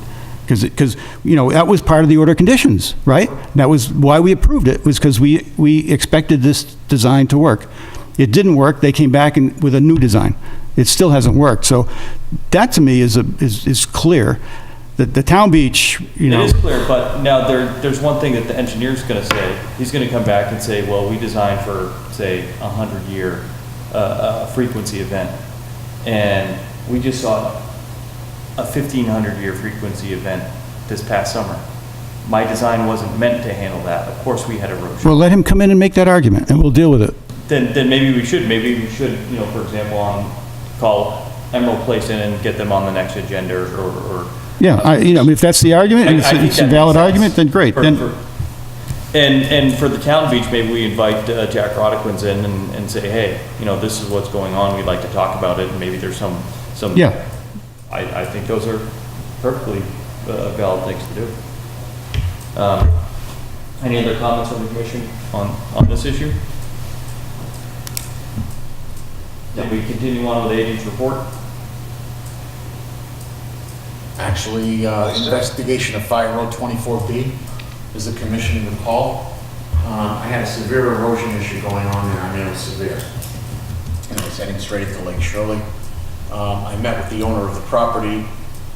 He is cleaning up the sand that he was responsible for running off into the lake. And he is working, I'm actually reviewing the plans that he had sent me in, excuse me, for a notice of intent. He plans on filing a notice of intent to be able to remediate those actions. to do adjustments on Fire Road 24 to prevent it from happening again. He also wants to do an addition to his house. So I'm trading, well, I've been trading plans back and forth. I'm trading a couple of times. The last time I saw his plans come in, I haven't had a chance to respond to them yet, but they look a lot better, and I'm going to help him with the paperwork. So make sure he files everything correctly. Good. On Fire Road 24, and we get to miscellaneous, the other end of it, where it goes on to Sunset, I don't know where any responsibilities or lie of how to fix something, but the runoff coming off of that road, not the 225 house, but coming off of that road is significant, and it is going all the way down Sunset. You know, the dirt and everything. It's just terrible. And I don't know what to do because it's plugging up the manholes. And matter of fact, the manhole, the one right near 225, That's a silt sock on it. it's still on there. So is somebody going to deal with that? Because now nothing goes in that manhole, and so now all the dirt runs all the way down to the next manhole, which is now filling up with dirt. What they put a sock in it, which stops anything from going into Which manhole? Because when the manhole right in front of the house. Yeah, that has a silt sock in it. Yeah. So who takes that out? What's happening is it's running down the road. 'Cause Yep. I saw it run down the road, and it doesn't hit any other manhole. It just kind of pulls in one section and dies off. No, it doesn't. No, it doesn't. It continues, it fills up and runs to the next manhole, which is about 100 feet down the road. Okay, well, I mean, that's not what I saw when I was out there during that last month. Maybe it was raining harder, because it was one continuous puddle all the way down to that next manhole. But they put the sock in, so who's going to take it out? Because you don't have a manhole anymore. Yeah, I mean, I can have the developer take it out, but I had him actually, I've been leaving it in there because it's been preventing, because that thing is a drop basin, goes right across the street to the water. Yeah, well, that's what they all do. Right, but it just drops, and it's very close proximity, and until I can get somebody to assess an enforcement to on Fire Road 24, because it seems like they all own a piece of it. But the person who owns the largest piece is the one who's going to be filing a notice of intent to fix up that area. So that's going to have to be part of it. Because it's not coming from 225. No, I tried to say that clearly, maybe I didn't. It's coming down the road. It's not coming off of that developed piece of property, coming down the road. And that's why I don't know whose responsibility it is to fix it, because it's a fire road. I don't know who's responsible for fire roads or runoff from fire roads. Property on there owns a piece of fire road right nearby. So all the Like 225, fortunately for them, appears to own half that isn't eroding away. Mm-hmm. The gentleman that's coming in to file the NOI may actually own that portion. And that's what I'm trying to discern, because everybody owns pieces of it. Yeah. And I can't rely on the assessors map right now to be totally accurate. Well, there's a crest, right? I mean, in 225, One of the things he's looking to do is he's looking to build his own access driveway coming off of Sunset, right next to Fire Road 24. So, I mean, while he's doing that, we can talk to him about fixing up the remainder of that area. and that sock thing, that's just gonna, so we're just living without a manhole there? I can have him remove the silt sock, but until that area is fixed, it's gonna make a beeline right for that manhole and go right in the lake. Yeah. Well, now it's I mean, going on the next one. As unconventional as it sounds, Yeah. the roadway is actually holding a lot of that silt back. Yeah. And it has to be swept up, but it is holding it back. So right now, I'm having to use that part of Sunset as an effective deterrent. Yeah. Yeah, no, I see. I'm conflicted too, because all that dirt's going to go into the road. But, and I'm happy to do that if I see some concrete plan to something fix the to problem. resolve it. Yeah, no, I agree with you. Okay. Any miscellaneous updates? Nope. I have one miscellaneous thing, Matt. The 200 New West Townsend, that they came in They here. know what they need to do, they need to file plans. Okay, but what's concerning me is it's gone completely dead and silent, and it was clear from our visit there that they've already done work that they should not have done. Okay, And- I don't really want to address the issue because they're not here to defend themselves. You gotta give them a notice if you're gonna bring that stuff up. Then can I get that on an agenda? Because nothing's happening that I can tell. If they don't file, we don't ever talk to them. So I would like to request that be put on agenda if I can't talk about it under miscellaneous. I think that sounds like a good idea. All right. Any other final comments from the commission? Public's gone. Next meeting is November 7th, 2018, at the Ritter Memorial Building at 7 PM. I will accept the motion to adjourn. Before we do that, I still have a bunch of documents to sign. I'm gonna ask for reconsideration for 200 New West Townsend Road. I'd like 2 meetings to be able to work with these people, trying to get them to move. So I'd like 2 meetings to be able to work with these people. And if that doesn't happen, I'll bring them in on the 21st. That's the second meeting, is the 21st. Yeah, and is that the day before Thanksgiving, or is that the week after? Oh, boy. It's because it's early. It is early. I think you're right. That is the day before, yeah? Yep. 22nd? Yeah, so how about we... Oh, yeah, let's talk about reschedule that. our 21st meeting to the 28th? I'm good with that. Sure. I think so. Wednesday after Thanksgiving. I think Take so. a motion to reschedule the November 21st meeting to November 28th. Oh, Motion? so moved. Aye. Second. Aye. Aye. Perfect. Aye. Yes, the ayes have it. Pass that stuff around. Matt, thank you for bringing that up. Sign or- Yeah, you can. Yeah. All right, I'll accept the motion to adjourn. So moved. Second. All in favor, Rich? Aye. Carl? Aye. Katie? Aye. Ken? Aye. Jack? Aye. Aye.